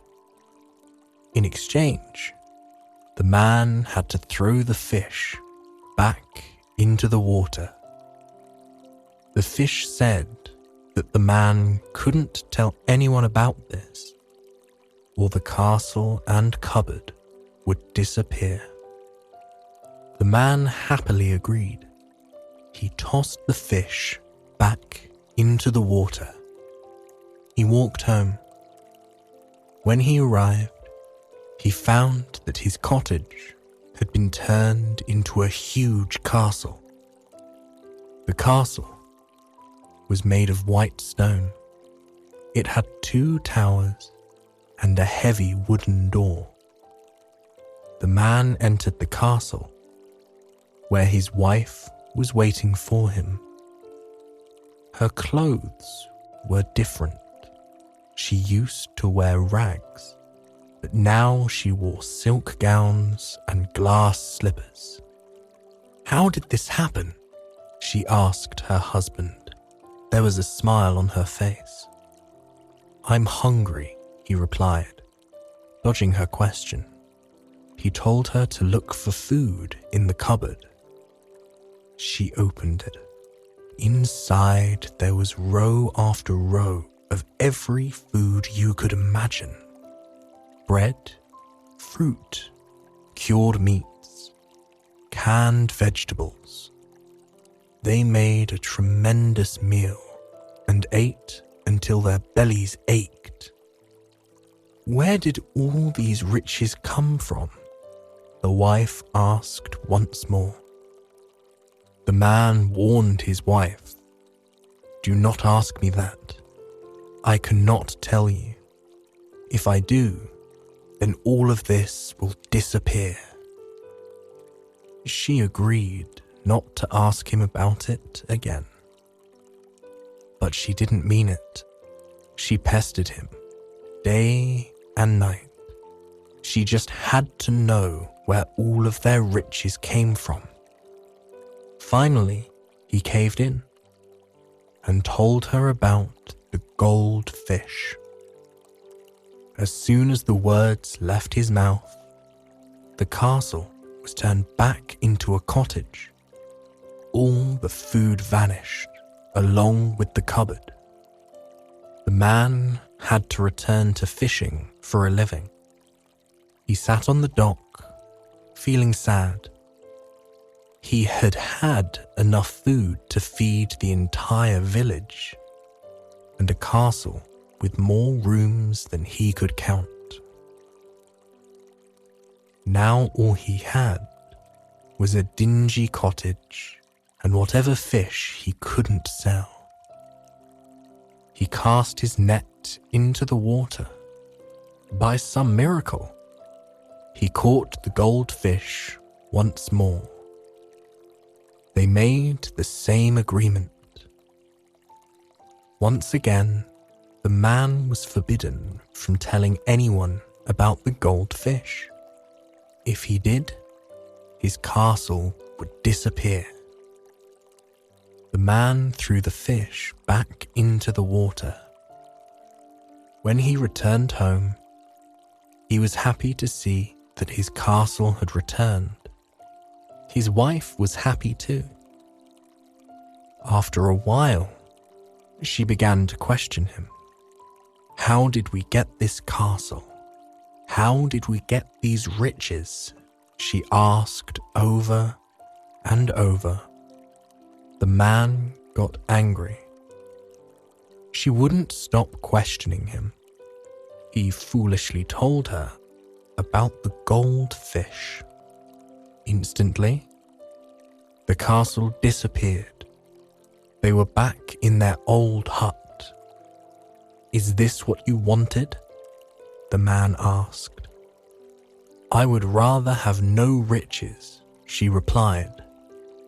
"If I can't know where they came from, then I'll never have peace." The man went back out to fish. He grumbled to himself as he cast out his net. And, as luck would have it, he caught the goldfish yet again. "You keep catching me, so this must be fate," the goldfish said. It flopped on the dock, and the man noticed how its eyes flashed with flecks of gold. It had long, silvery whiskers. The goldfish told the man to take him home and cut him up into 6 small pieces. He told the man to feed 2 pieces to his wife, 2 to his horse, and bury the remaining 2 in the ground.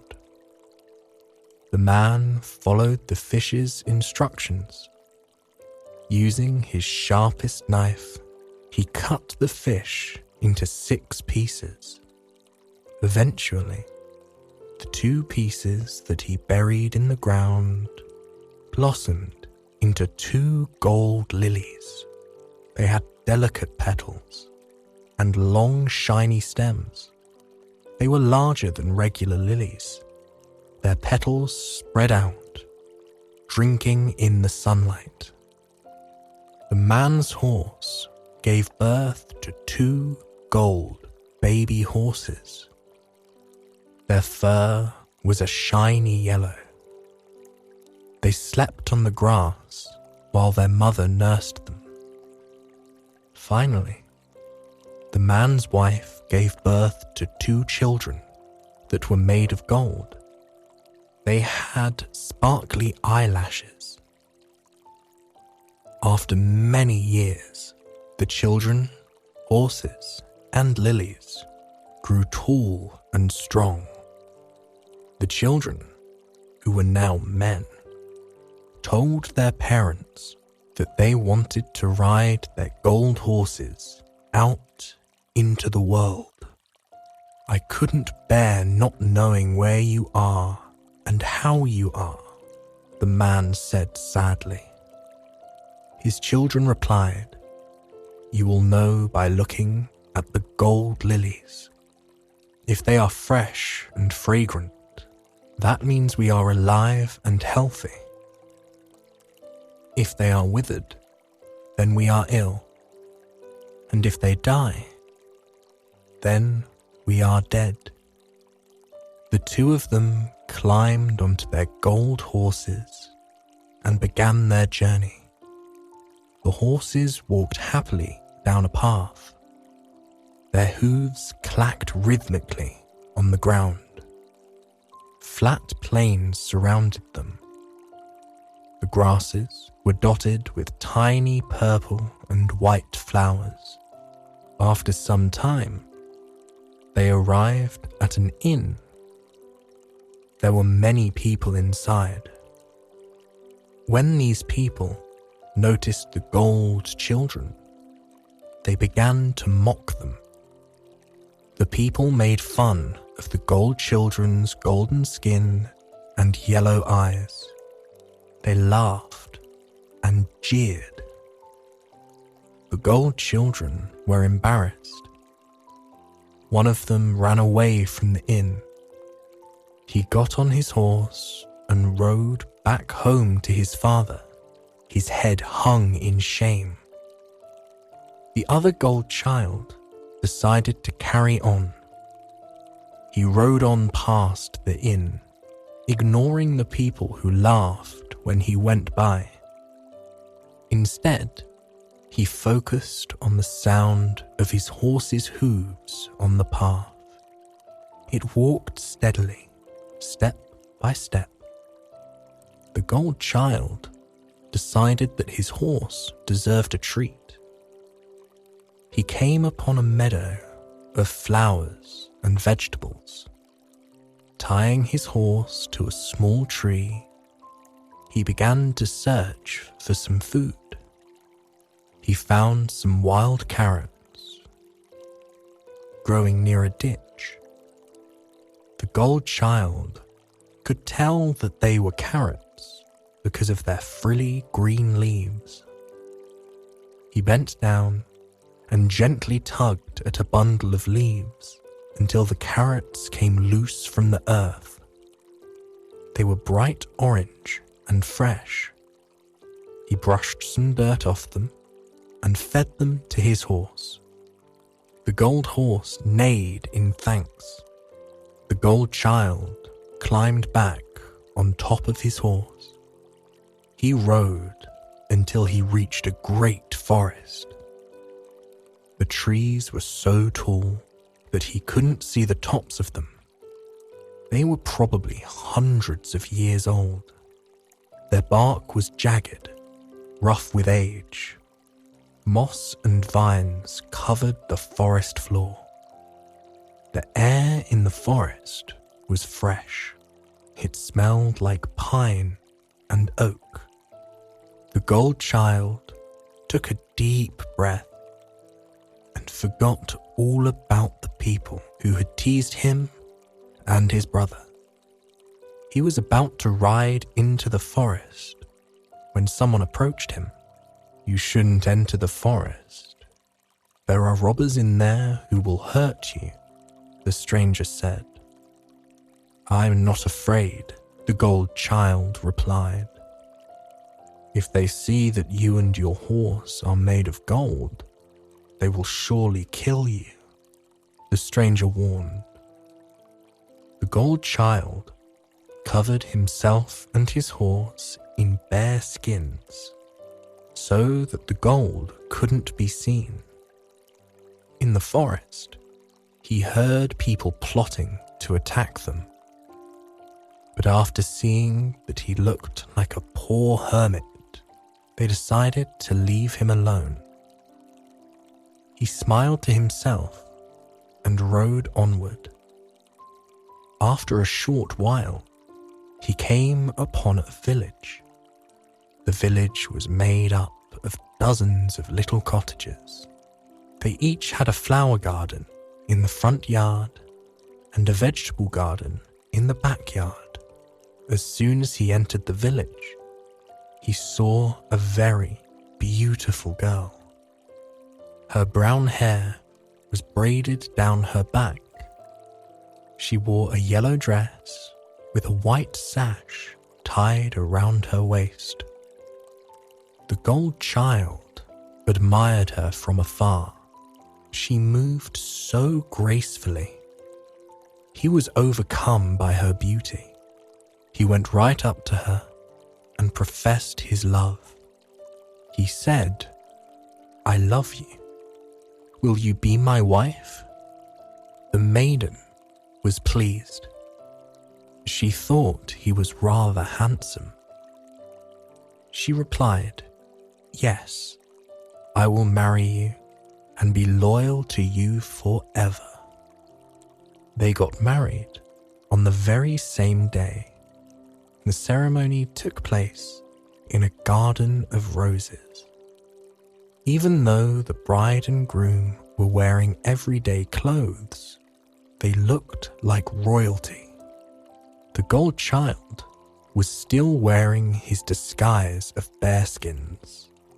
Birds fluttered above the newlyweds, singing as if they knew it was their wedding day. Then, the bride's father came home. He met his new son-in-law and flew into a rage.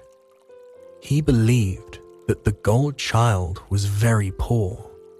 He said, "My daughter cannot marry such a man." The bride begged her father, "Father, I love him so much. He is my husband," she said.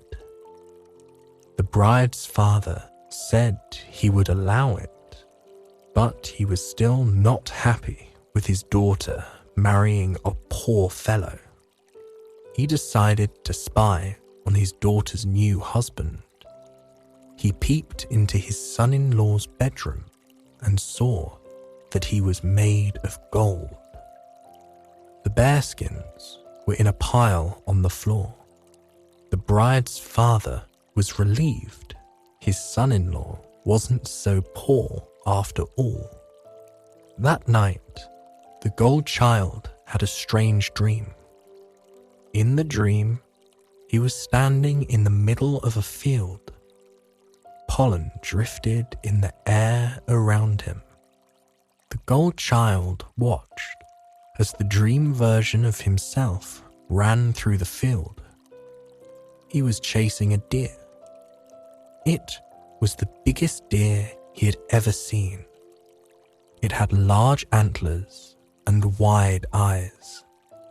In the morning, the gold child woke up and remembered his dream. He told his wife about it. "What do you think it means?" she asked him while they ate breakfast. The smell of maple syrup and pancakes wafted through the house. "I don't know. I need to go find this deer," he replied. "I know it's real." She begged him not to go. She feared something terrible would happen to him. He said, "I need to go." "So I will." He climbed on top of his gold horse for another adventure. They rode into the deepest parts of the forest. Here, the trees cast long, dark shadows. The gold child paused to admire the forest. The place felt magical to him, and knowing the trees must carry some ancient secret. He believed that if he was quiet enough, he'd be able to hear the forest whispering into the wind. He fell silent. A breeze rippled through the trees. Their leaves began to rustle. The hair on the gold child's arm stood up. Then he saw the deer from his dream. It stood on the path right in front of him. He lifted his bow and arrow, pointed them at the deer. He held his breath and steadied himself. Just as he was about to release the arrow, the deer ran away. The gold child was determined to capture the deer. He followed it off the path and into the trees. He ran over the tangles of tree roots without tripping. The deer leaped easily through the forest. The gold child did too. He chased the deer for an entire day and never got tired. The landscape sped by him, the edges of the forest, the tall grasses in the meadow. It all blurred together as the gold child focused only on the deer. The sun began to set. In the limited light, he lost sight of the deer. It vanished back into the forest. The gold child noticed his surroundings for the first time. He spotted a little house nearby. The house was small and well kept. Several glass stepping stones formed a path to the door. There was a yellow light glowing through the curtains. That meant there was probably someone inside. The gold child left his horse on the main path and followed the stepping stones to the front door. He knocked several times. After a few moments, he saw someone peeping out through a crack in the curtains. It was a lady, dressed all in black. He knew she was a witch. She had grey hair and a wrinkled face. "What are you doing out so late?" she said to the gold child. "Have you seen a deer?" he asked her. "Why, of course," she replied. "Everyone has seen the deer." A little dog suddenly ran out of her house. The dog had white and brown fur. It barked loudly at the gold child. "Be quiet or I'll shoot you," he shouted. The witch gasped and scooped her dog up into her arms. "You would kill my dog?" she asked. Reaching into her robes, she pulled out a wand and instantly turned the gold child into a stone. Meanwhile, the gold child's bride was back at home worrying about him. She guessed that something terrible had happened to him. At his childhood home, the gold child's brother was watching over the gold lilies, making sure that his brother was safe. One of the flowers began to droop to the side. It was withering. He jumped onto his gold horse and headed out to find his brother. He rode until he reached the forest. Then he rode further until he reached the witch's house. She opened the door before he could even knock. She planned to turn him into stone too. "Would you like to come inside? I have some fresh apple pie," the witch said, trying to lure him in. "I'm not coming near you," he exclaimed. "Bring my brother back to life, or I will shoot you." She didn't want to do it, but she also didn't want to get shot. So she snapped her fingers, and the stone turned back into the gold child. He ran over to his brother. They hugged each other, feeling relief and joy. "Thank you for saving me, brother," the gold child said. They turned back to the witch, but she and her house had both vanished. In the place where her house used to stand, there was a circle of burnt grass. It was dark grey. The gold children shrugged. They mounted their horses and rode out of the forest. One of them went home to their father. The other went home to his bride. Their father knew they were both safe and in good health because the gold lilies were fresh and bright. The bride was overjoyed to have her husband back. She kissed him and he held her in his arms. They went out into the garden and sat beneath a tree. They held hands and lived happily ever after.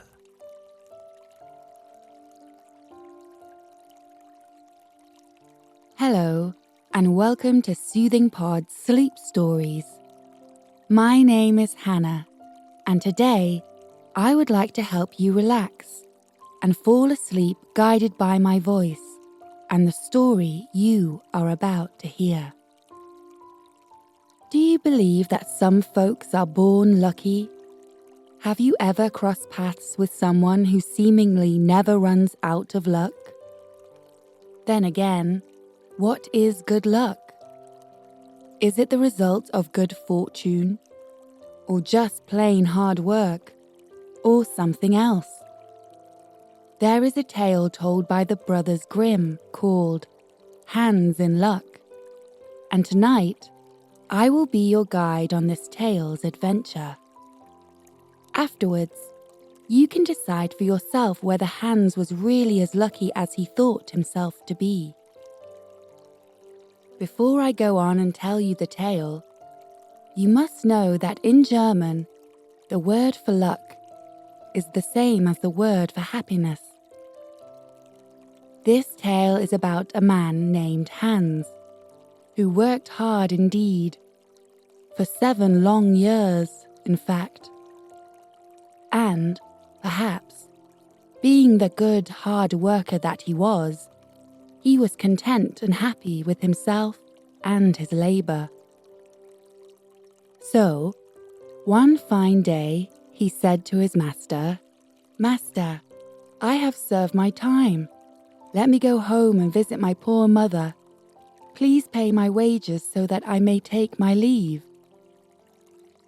Hans must have been a very good, hard worker indeed, because his master agreed to pay him his dues and let him go home. Off Hans went, now with a huge chunk of silver and an extra light step in his walk. Not wanting to lose his fine lump of silver, Hans placed it safely inside his handkerchief and slung this cloth over his shoulders. He came across a man riding a fine horse. Hans thought he would also like to ride a horse. Perhaps it would make his journey easier. No tripping over stones, no lagging behind the sunset. As Hans was thinking these things, he was also saying them out loud to himself. So it was no surprise when the man on horseback heard him. He asked why Hans was not riding a horse himself. "Because of this heavy load I must carry, all this silver," replied Hans, without thinking much of it. "How about we make a deal? Your silver for my horse," said the man. "You are too kind, sir," replied Hans. "I will gladly give you my silver for the horse. Good luck lugging it all around." "Deal done then," said the man. "And if you wish the horse to go faster, simply say Jip." And so Hans paid for the horse with silver, and off he rode. Quite merry he was now, singing and whistling to himself. "No care and no sorrow, a fig for the morrow. We'll laugh and be merry, sing neigh down Derry." But after some time, Hans wanted to go faster. He remembered what the man had said. Simply say, "Jip." "Jip," called Hans to the creature. The horse started to gallop and threw Hans off. The horse kept on running, leaving Hans in the dust. Luckily, a farmer riding a cow came by on the road. He saw at once what had happened and brought the horse back to his master, Hans. Hans' back hurt from being thrown off. He wasn't sure if riding the horse made him happy at all. He looked at the man's cow and thought that it might be a far more pleasant ride. "Think of the fine pace I could ride at," Hans thought to himself. "Besides getting to have all that milk, butter and cheese as part of the bargain. And so, Hans asked the farmer if he would exchange his humble cow for a fine horse. The farmer agreed that this was a fine trade, jumped on the horse, and left his cow in Hans' company. Now, Hans had a fine cow. He could get butter and milk and cheese to curdle.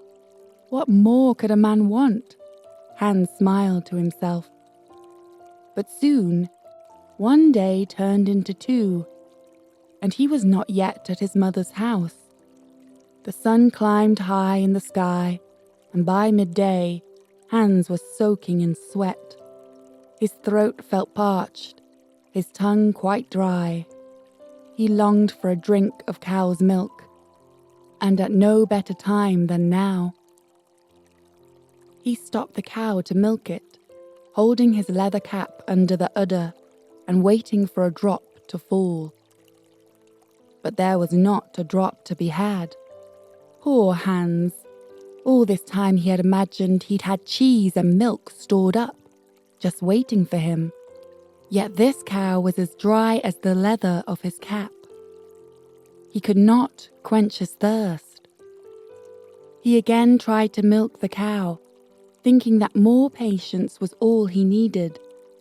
This started to irk the beast, and so the troubled cow swiftly gave Hans a kick that sent him flying a foot away, knocking him flat to the ground. Now, Hans missed the horse all the more. He lay on the ground a while before coming to his senses. Just his luck, a butcher happened to be walking by, driving a pig in a wheelbarrow. He stopped to help Hans get off the ground and asked Hans what had caused him to fall into such a state. So, Hans told him the whole story of what had happened.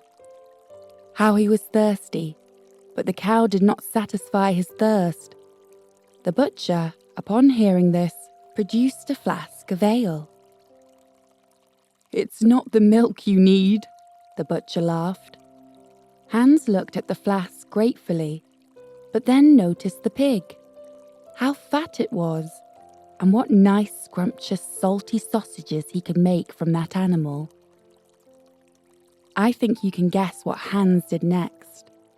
He proceeded to convince the butcher to give him the pig, and the butcher, kind soul that he was, wholeheartedly agreed.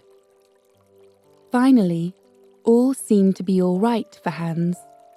Only a couple of misfortunes, but they had not deterred his spirit in the least. Hans smiled at his newest travelling companion, thinking to himself how lucky he was to have such a fine beast. And who do you suppose Hans met next on the road? Why, a man carrying a fine white goose. And this man stopped Hans to ask him the time. They continued to chat, as travellers often do, and Hans told him the story of his travels, his luck, and his newfound companion. "Well," said the man with the goose, "indeed what a lucky fellow you are. I myself am going to take this goose to a christening.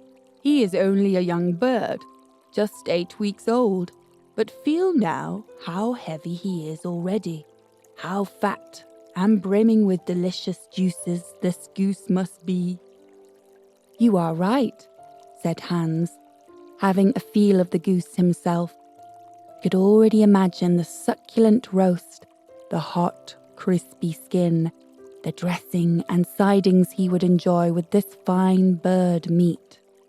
"Listen," said the man, "you seem a good sort of fellow, so I must warn you. This pig here may get you in trouble. In the village I just came from, a pig was stolen. As we speak, all the villagers are on the hunt for the thief. Imagine what would become of you if they found you in this manner." Naturally, this news frightened poor Hans. "Oh dear," he said, I have no idea where this pig came from, or how it even got to the man who gave it to me. Not such a great bargain after all. Please, sir, would you take this trouble off my hands? Only if I give you the goose in return, answered the man. A trade is a trade after all, fair and square. Hans was more than willing to oblige, and when the man had made the trade, Hans felt as carefree and lucky as ever. He thought of all the fine things the goose could provide him with: a fat roast, a pot of goose grease to store up for cold winter nights, and feathers for a soft and fluffy plush pillow. Lucky indeed! And if he could gift the pillow to his mother, how happy his mother would also be. Hans continued walking and whistling, smiling to himself at these lovely, lavish thoughts. In the next village he approached, there stood a scissor grinder with his wheel. As he worked, a merry tune escaped his lips. O'er hill, o'er dale, so happy I roam. Work light and live well, all the world is my home. Then why so blithe, so merry as I? Hans watched the grinder for a while and imagined that no man on earth could be happier than the grinder at this moment. You must be well off, Master Grinder. Hans congratulated him, for indeed you seem so happy at your work. Yes, said the grinder, I'm happy, and have a happy, lucrative trade to speak of. But tell me, where did you get that beautiful goose? I traded a pig for it. And where did you get the pig? I traded a cow for that. And where, pray tell, did you find the cow? I traded a horse for it. And the horse, my good man? Why, the horse was my luckiest find. I traded a lump of silver for it. Now the grinder was curious as could be. And the silver?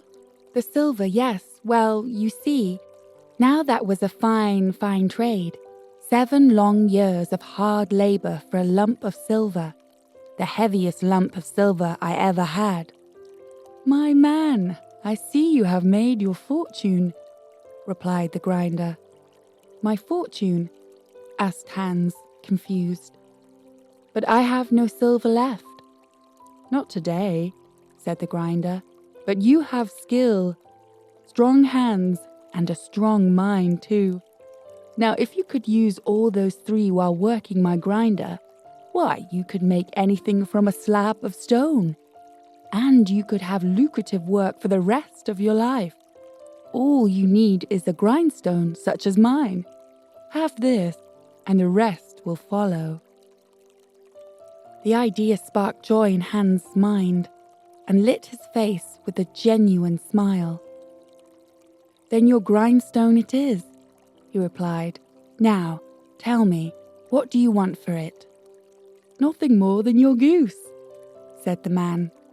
Oh, cried Hans, it would make me so happy to be able to make anything from a slab of stone, and it would fill my heart with deep satisfaction to have lucrative work for the rest of my life. You are right, my friend. All I need is a grindstone such as yours. I give you my goose gladly. If what you say is true, once I have your grindstone, the rest will follow. The man gave Hans his grindstone, of course, and Hans skipped away with a beaming heart. His eyes, you should have seen how they sparkled with joy and contentment. And if you could see him skipping away, this is what you would have heard him say. Surely I must have been born in a lucky hour. Everything I could want or wish for comes of itself. People are so kind. They really seem to think I do them a favor in letting them make me rich and giving me good bargains. The afternoon sun sank lazily, and when the light was turning purple, and the forest grew dim and dark, anyone who would have seen Hans would have thought his mind and heart were dreary too. Yes, he was tired. Yes, he was hungry. But discouraged? Not a drop. Just then, Hans came to a river, laid the stone carefully on the bank nearby, and bent down to cup his hands for a drink. Alas! The stone did not stay by his side, but rolled off the banks and into the river water below. It rolled on and on, swirling in the stream, lost in the chasm. Hans watched the stone as it danced, watched it as it sank. And when Hans could see the stone no more, he closed his eyes, fell to his knees, and gave thanks. Tears welled in Hans' eyes, but they were not tears of sadness. They were tears of joy. At last, Hans whispered, to no one in particular, at last that heavy stone is out of my sight. How ugly and cumbersome it was. And as Hans stood up to walk the final mile to his mother's home, he whistled again and thought himself the luckiest man alive. How happy I am, cried Hans, and how lucky, luckier than any other man alive in the world today. My heart is light. I am free of all my troubles. With those words, Hans walked on, until finally he reached his mother's cottage in the woods. Mother, he said, upon greeting her with a gentle hug and kiss. The road to good fortune and luck was a wonderful and easy road to travel, indeed. So, what do you think of Hans' luck? Did good fortune really follow him along his way? Or was it perhaps just a good way of seeing the world and everything that happened to him? Hello and welcome to Soothing Pod Sleep Stories.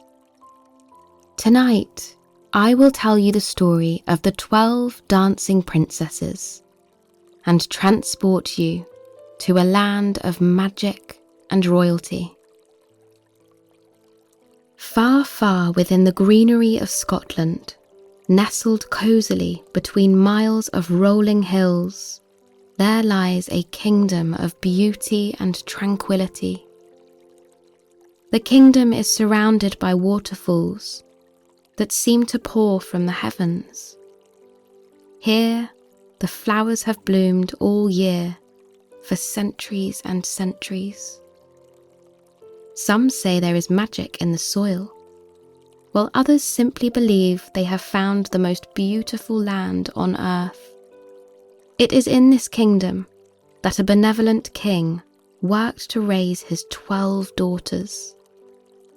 Unfortunately, the king was destined to nurture his 12 daughters alone after the loss of his beloved wife.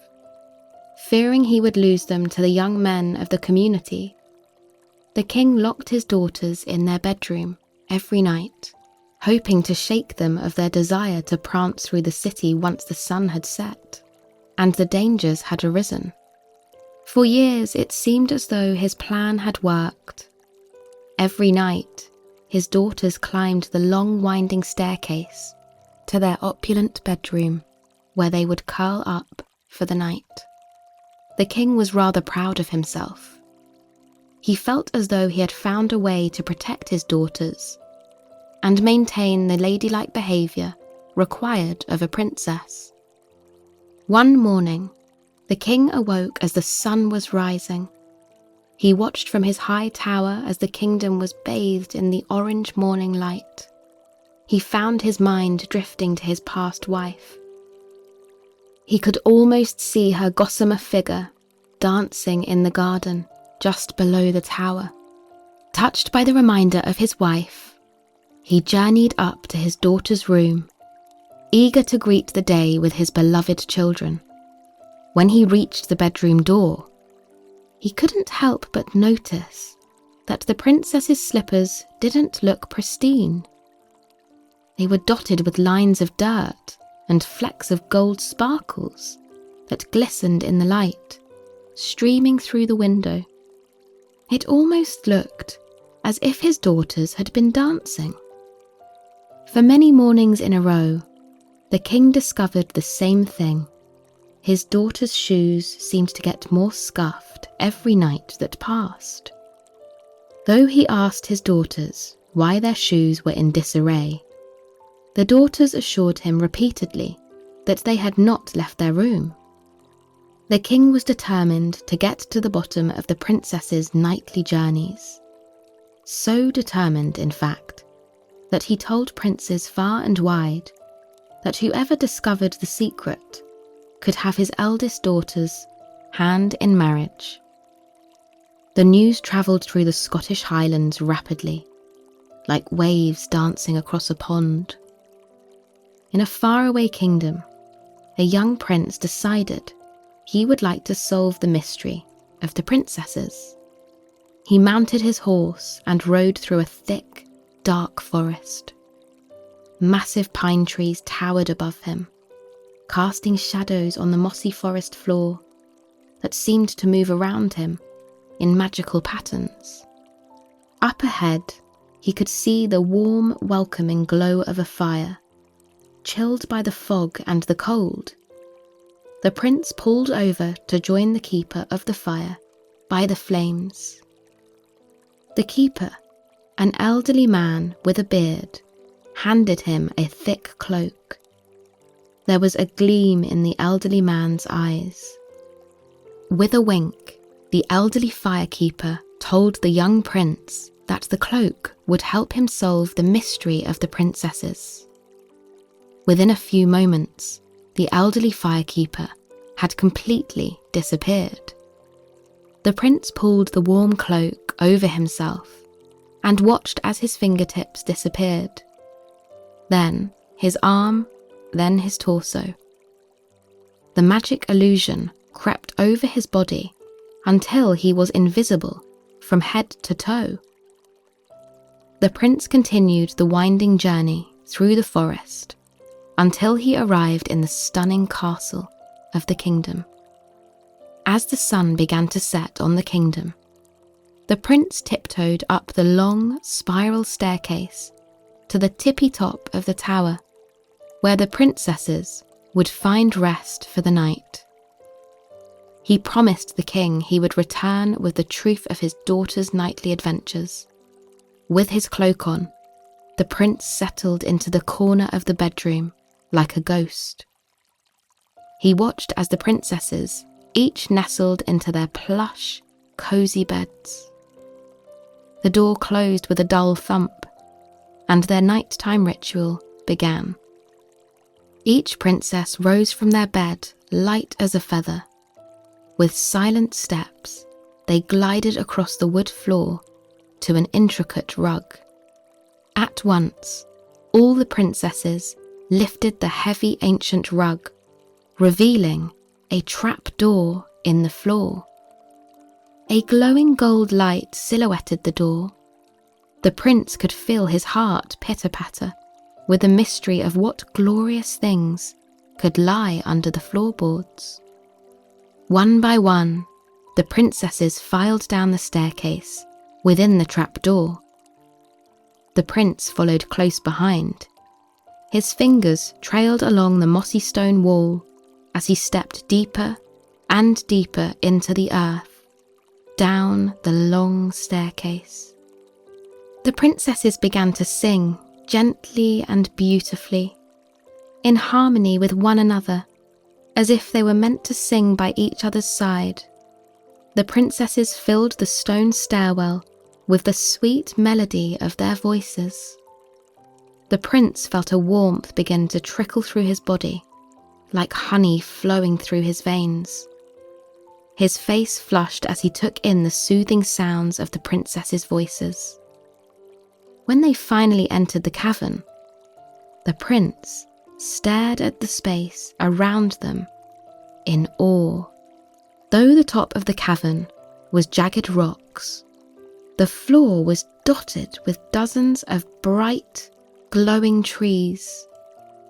The birch tree's trunk looked like any other, a tiger pattern of dark brown and stark white, but the leaves of the birch trees stopped the prince's heart.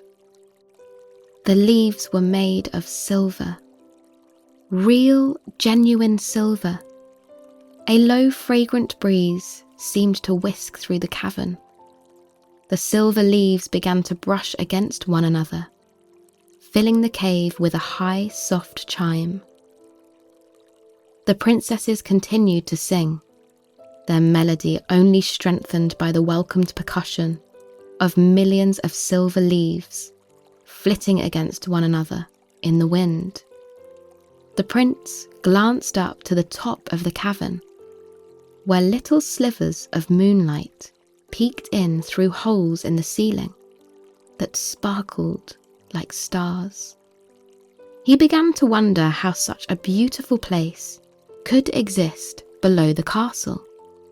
The princesses began to cross a small, clear river. They hopped from mossy rock to mossy rock, crisscrossing their way over the babbling brook. The prince followed behind them as they hopped their way through a long, dark tunnel. When they emerged into the next room, the prince could hardly breathe at the sight of the landscape before him. A swirling, gorgeous path winded through a small bog. Massive willow trees hung over the water, swaying lightly in the breeze. Thousands of fireflies drifted through the grotto, illuminating the granite walls in their ethereal glow. Their golden light seemed to warm the entire cave. As the prince inched closer, he realized the leaves of the willow trees were actually thin gold flakes. In the light of fireflies, the willow trees glowed and swayed like a calm fire. The prince trailed behind the princesses as he gazed in awe at the gleaming trees all around him. Passing further in the bog, he arrived in yet another cavern, far, far removed from the glowing fires of the willows. This room was a winter wonderland. Pine trees, as tall as the ceiling, sparkled with leaves made of luminescent diamonds. Diamond dust at their feet shifted and reflected, like snow, with every step they took. The ceiling was a stunning mosaic of light and shadow that shifted with every gust of wind. Ahead of the prince, the princesses hurried to a boat at a lake's edge. As the prince settled into the rickety boat, a strong gust of wind crossed the cavern. His cape latched onto the passing breeze and floated off his shoulders. Just as the boat departed shore, the 12 princesses looked upon him with shock, realizing why he was there. The eldest daughter begged him not to tell her father of their journey. If the prince would only join them, he would see why this was so important. The prince made no promises, though he was desperate to join them to their final destination.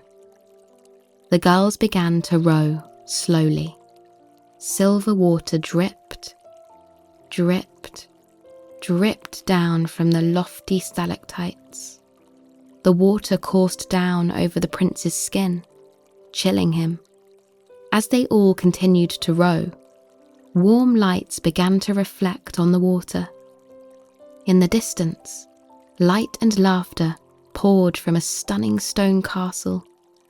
Once they reached the shore, the eldest daughter took the prince by the hand. Her touch was gentle and encouraging. leading him into the ballroom of this magical castle. The ballroom dripped with opulence. Chandeliers swung as dozens of people dressed to the nines danced. When the princesses began to dance, the world seemed to slow down. Each of the beautiful princesses moved with enough grace to bring a tear to your eye. It was as though they were dancing to a soundtrack of life. Each movement conveyed emotion, warmth, and catharsis. Without hesitation, the prince believed wholeheartedly that the princesses were meant to be here. They were meant to be dancing. The prince joined the eldest daughter in her dancing and felt warmth spread through his entire body. By her side, he felt like he could do anything, like he could dance forever.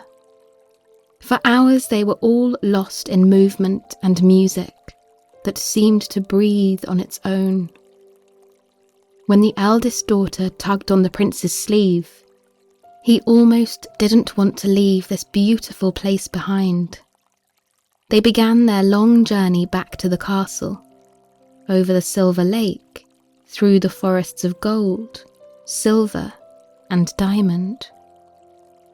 As they walked up the stairs, back to reality, the prince felt a tug at his heart. He had been smitten by the eldest daughter. He had seen such an incredible hidden world. And if he revealed that to the king, he would have her hand in marriage and the opportunity to visit the world whenever he pleased. But the prince was uncertain. As the prince went back into the castle, he cast a final look over his shoulder. The king awaited him at the door, eager to hear where his daughters had gone. With a shrug, the prince told the king he wasn't able to discover the mystery of the 12 princesses. Teeming with trust and appreciation, the eldest daughter rushed to the prince's side, telling her father she would like to be wed to him. With his silence, the 12 dancing princesses and the caverns beneath the castle would remain a joyful secret. In their wedding ceremony, the prince and the eldest daughter performed one of the most beautiful dances the kingdom had ever seen. It was almost as if they had magic on their side. A magic secret, indeed.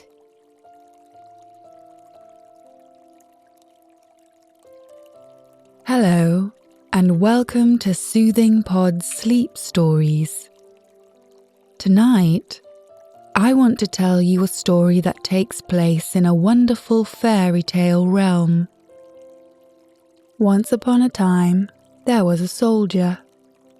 He was sharp and lively, despite having spent his prime in the war. Once released from his regiment, he took to travelling, and everywhere he went he endeavoured to be polite and quick to lend a hand. This way, he met many friends and was welcome in many homes, yet he could not find a place to settle down.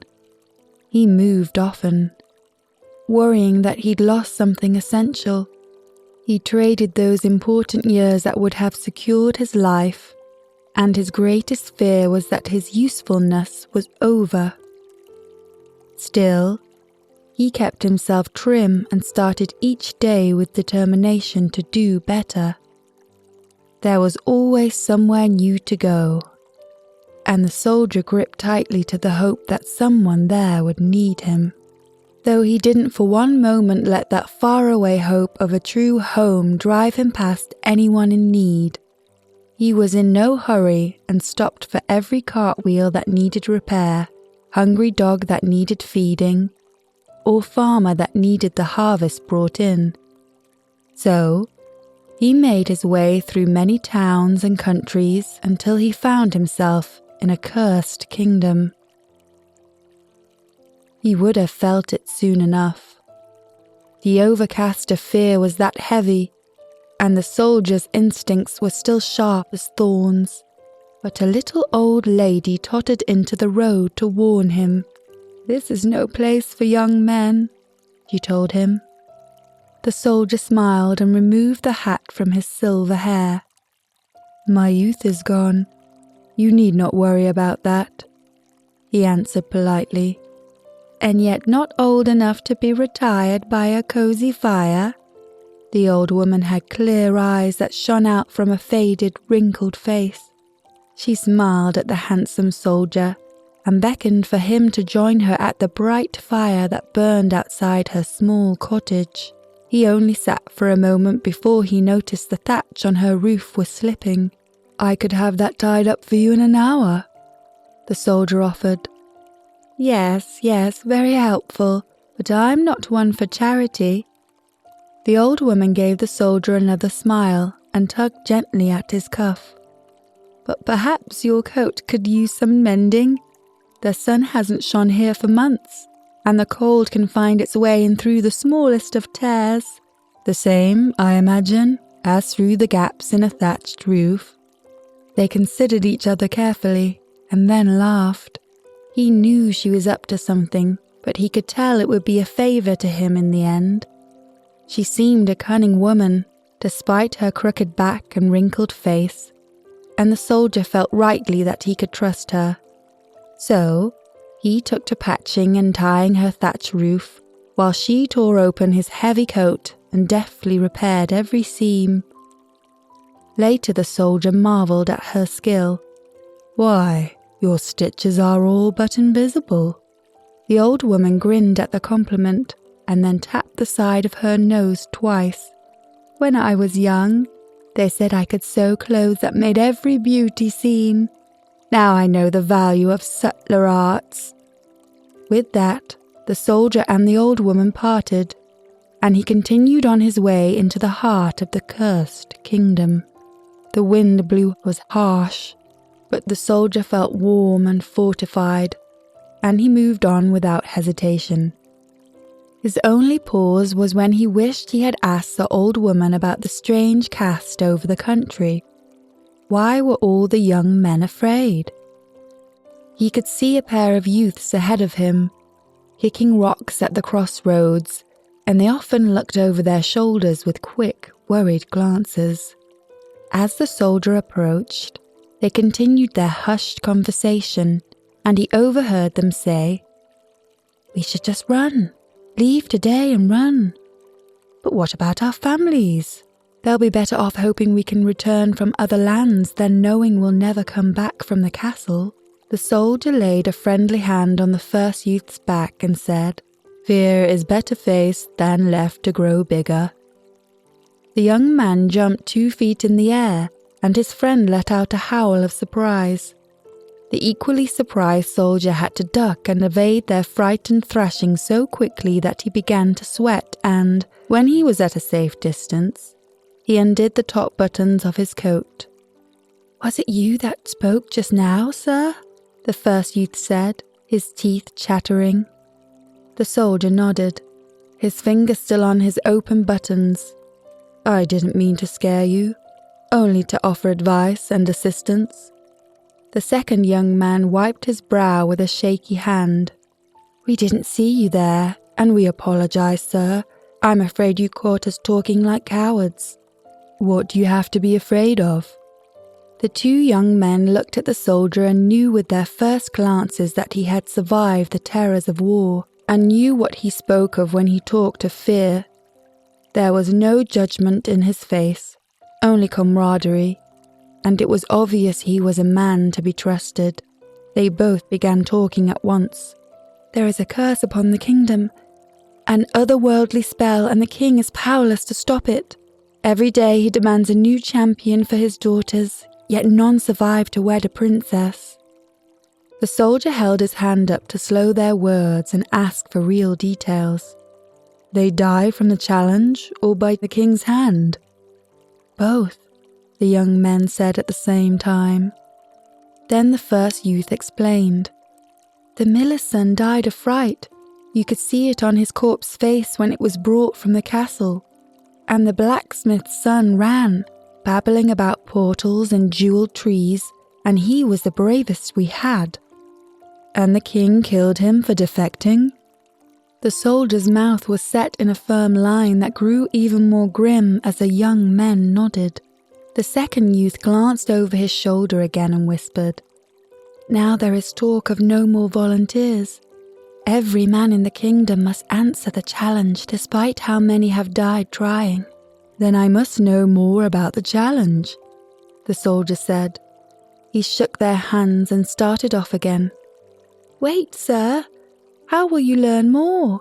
We told you all the details we know."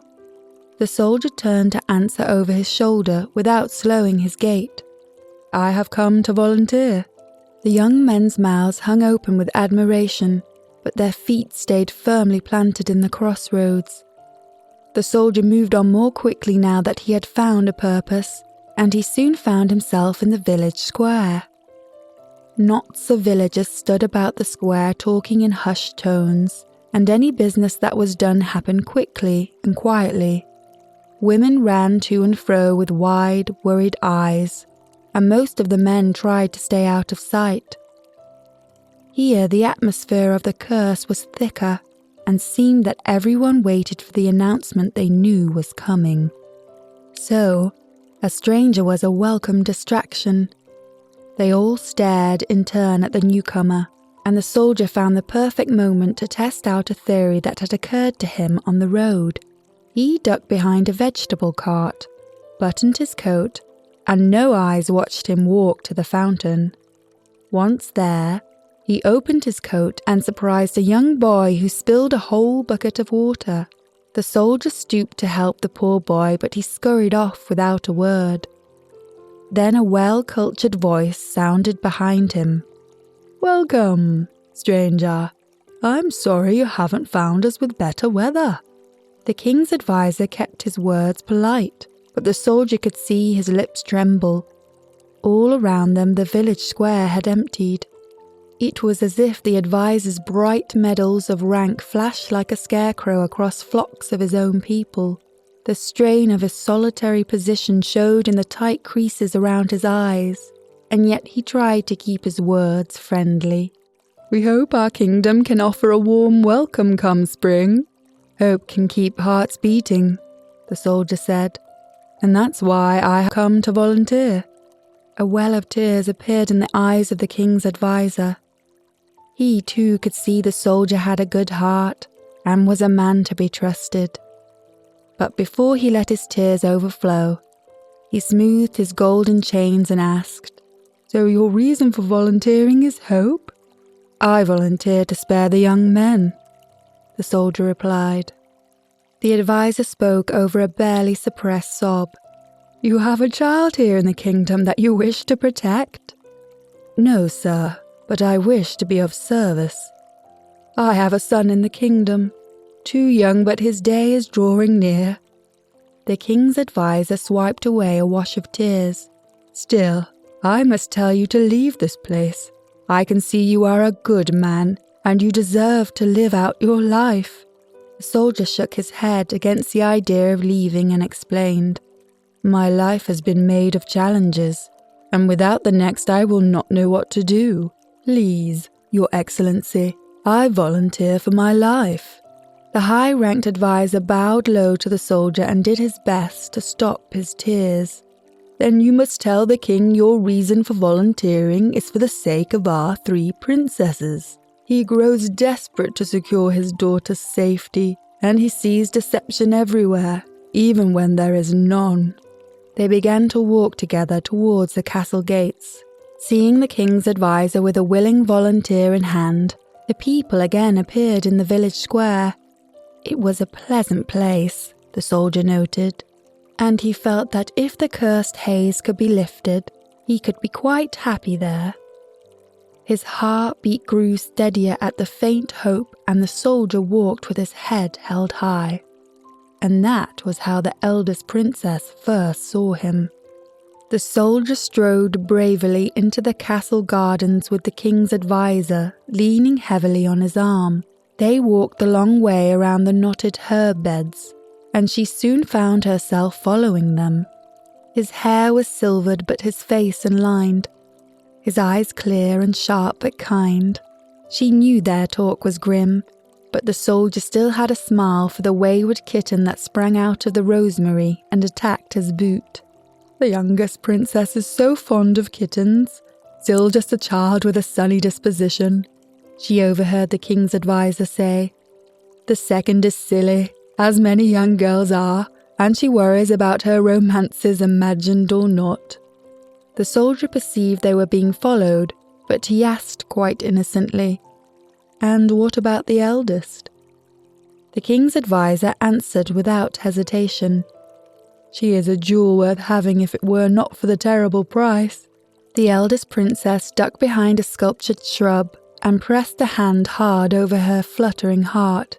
She was used to hearing herself spoke of, and she was old enough not to be made nervous by the opinions of others, but the small, approving smile of the soldier sent in her direction made her pulse gallop. It was foolish to hope. She knew all too well, but the princess had to hear more. The two men stopped where they reached the great double doors of the castle.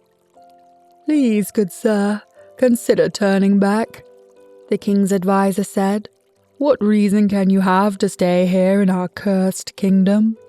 I told you I volunteer to spare the young men, and I am honored to pledge to the king to save the princesses, though since you ask so sincerely, I will tell you my true reason. I wish nothing more than for my life to be of worth again." While the king's advisor was silent, tamping down another flood of tears, the eldest princess appeared on the garden path and curtsied her greeting. "Come then, brave sir, and we will go to the king together." "Can you, my lady, tell me anything of the challenge I will face?" the soldier asked as they walked the great hall together. "Only that you should not drink the wine my second sister will bring you tonight. May clear eyes see you back safely to the castle tomorrow morning." The soldier surprised himself by asking, "Where perhaps they can look on you again?" Her hopeful smile fled as the king, her father, called out a harsh greeting. "A willing champion? He must be a complete fool." "Please, your majesty, I pledge to save your daughters. What can I know of the challenge ahead?" The soldier was sad to release the eldest princess's arm, but he instantly sank into a low bow. "Each night I lock them up and wear the soul key around my neck. Guards stand at their door and below their windows, and I am so sleepless, I know for certain the watch never falters. So why are they exhausted each morning? And why, foolish sir, are their dancing shoes always worn all the way through?" The king bellowed the last question, and then threw a silk slipper at the kneeling volunteer. The soldier caught the shoe and saw indeed how the bottom was worn almost transparent, as if it had been danced upon for days on end. He saw also how the eldest princess could speak no words about the curse upon her, though she was desperate to tell someone the secret that had ensnared her and her sisters. Dinner was a sorry, frazzled affair filled only with the king's exhausted entreaties and the princess's enchanted silence. The soldier ate dutifully, but turned down the last glass of wine the second princess offered him. He, instead, suggested an early night for them all, and soon found himself stationed inside the heavy, bolted door of the princess's bedchambers. There he pretended to be sound asleep, and not to notice when the sisters rose and slipped on new pairs of dancing shoes. "Perhaps he drank some of your wine when we weren't looking," the eldest princess said in despair. "Better he sleep through the night and try to run in the morning than follow us and go mad," the youngest princess piped up. "Hush, both of you, we don't want to be late." The second princess produced an odd piece of chalk and turned to draw a door on the smooth stone wall. A portal opened and the second princess rushed through. The youngest ran to catch up, and the eldest only paused for one sad look at the sleeping soldier before she hurried to follow her sisters. Unsure if they were the deceivers or the victims of the curse, the soldier donned his coat again, buttoning it all the way to his chin before he too walked through the portal in the solid stone wall. The Fey world has many doors and many names, but it is always a walking realm where the sun never seems to set. The soldier caught up to the princesses in a wooden glen where the trees glistened with silver leaves. He plucked one unnoticed, as the sisters argued. "The only reason you're allowed to come with is so you won't tattle," the second princess reminded her younger sister. The eldest princess responded sharply, "And the only reason I am here is to remind you how dangerously silly you are being." The second princess led the way to a golden grove before she declared her reason. "He loves me, and if this is the only way we can be together, then I have no choice." Hidden by the invisible seams of his coat, the soldier plucked a golden leaf from one of the strange trees and slipped it into his pocket. He then followed the princesses up a sapphire blue hill and down towards a shining castle. They stopped again in a glittering copse of diamond-studded trees. "We cannot go on like this, dearest," the eldest princess implored her second sister. "If he truly loved you, he would realize the curse he has brought on our kingdom and declare his love to our father the king." She stopped talking abruptly, sure she had just seen a diamond leaf disappear into thin air, and then began again with a wistful tone.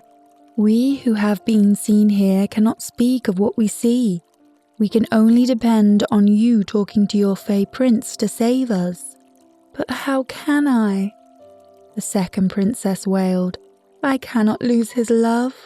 The soldier then followed the princesses into the fairy hall and watched as they danced the bright and nearly unending night away. He remained unseen all the way back past the diamond trees, the sapphire hill, the golden grove, and the silver glen. And he did not reveal himself until they were safe in the princess's bedchambers and the portal had been wiped clean from the stone wall. Then the soldier went directly to the sleepless king. He told him of the second princess's love and showed him both silver and gold leaves as proof of the waking realm. He then gave the king his coat of invisible seams so that the besotted princess would have no choice but to introduce her fairy love to her father, and so break the spell. The tired soldier bowed low and tried to take his leave, but the king would not hear of it. "I cannot leave you empty-handed, after having saved us all. Stay as our family. Marry if you would like, but please know you are wanted and needed here." The king's sentiments were reflected in the face of his eldest daughter as she ran into the soldier's arms. Only then did the soldier reveal the diamond and offer it as a gift to his own worthy love. Take the story as your own gift, and now drift off to the dreaming realms where your heart, mind, and body will know nothing but peace. Thank you for listening. I hope you enjoyed this fairy tale. I'll be with you again tomorrow on Soothing Pod.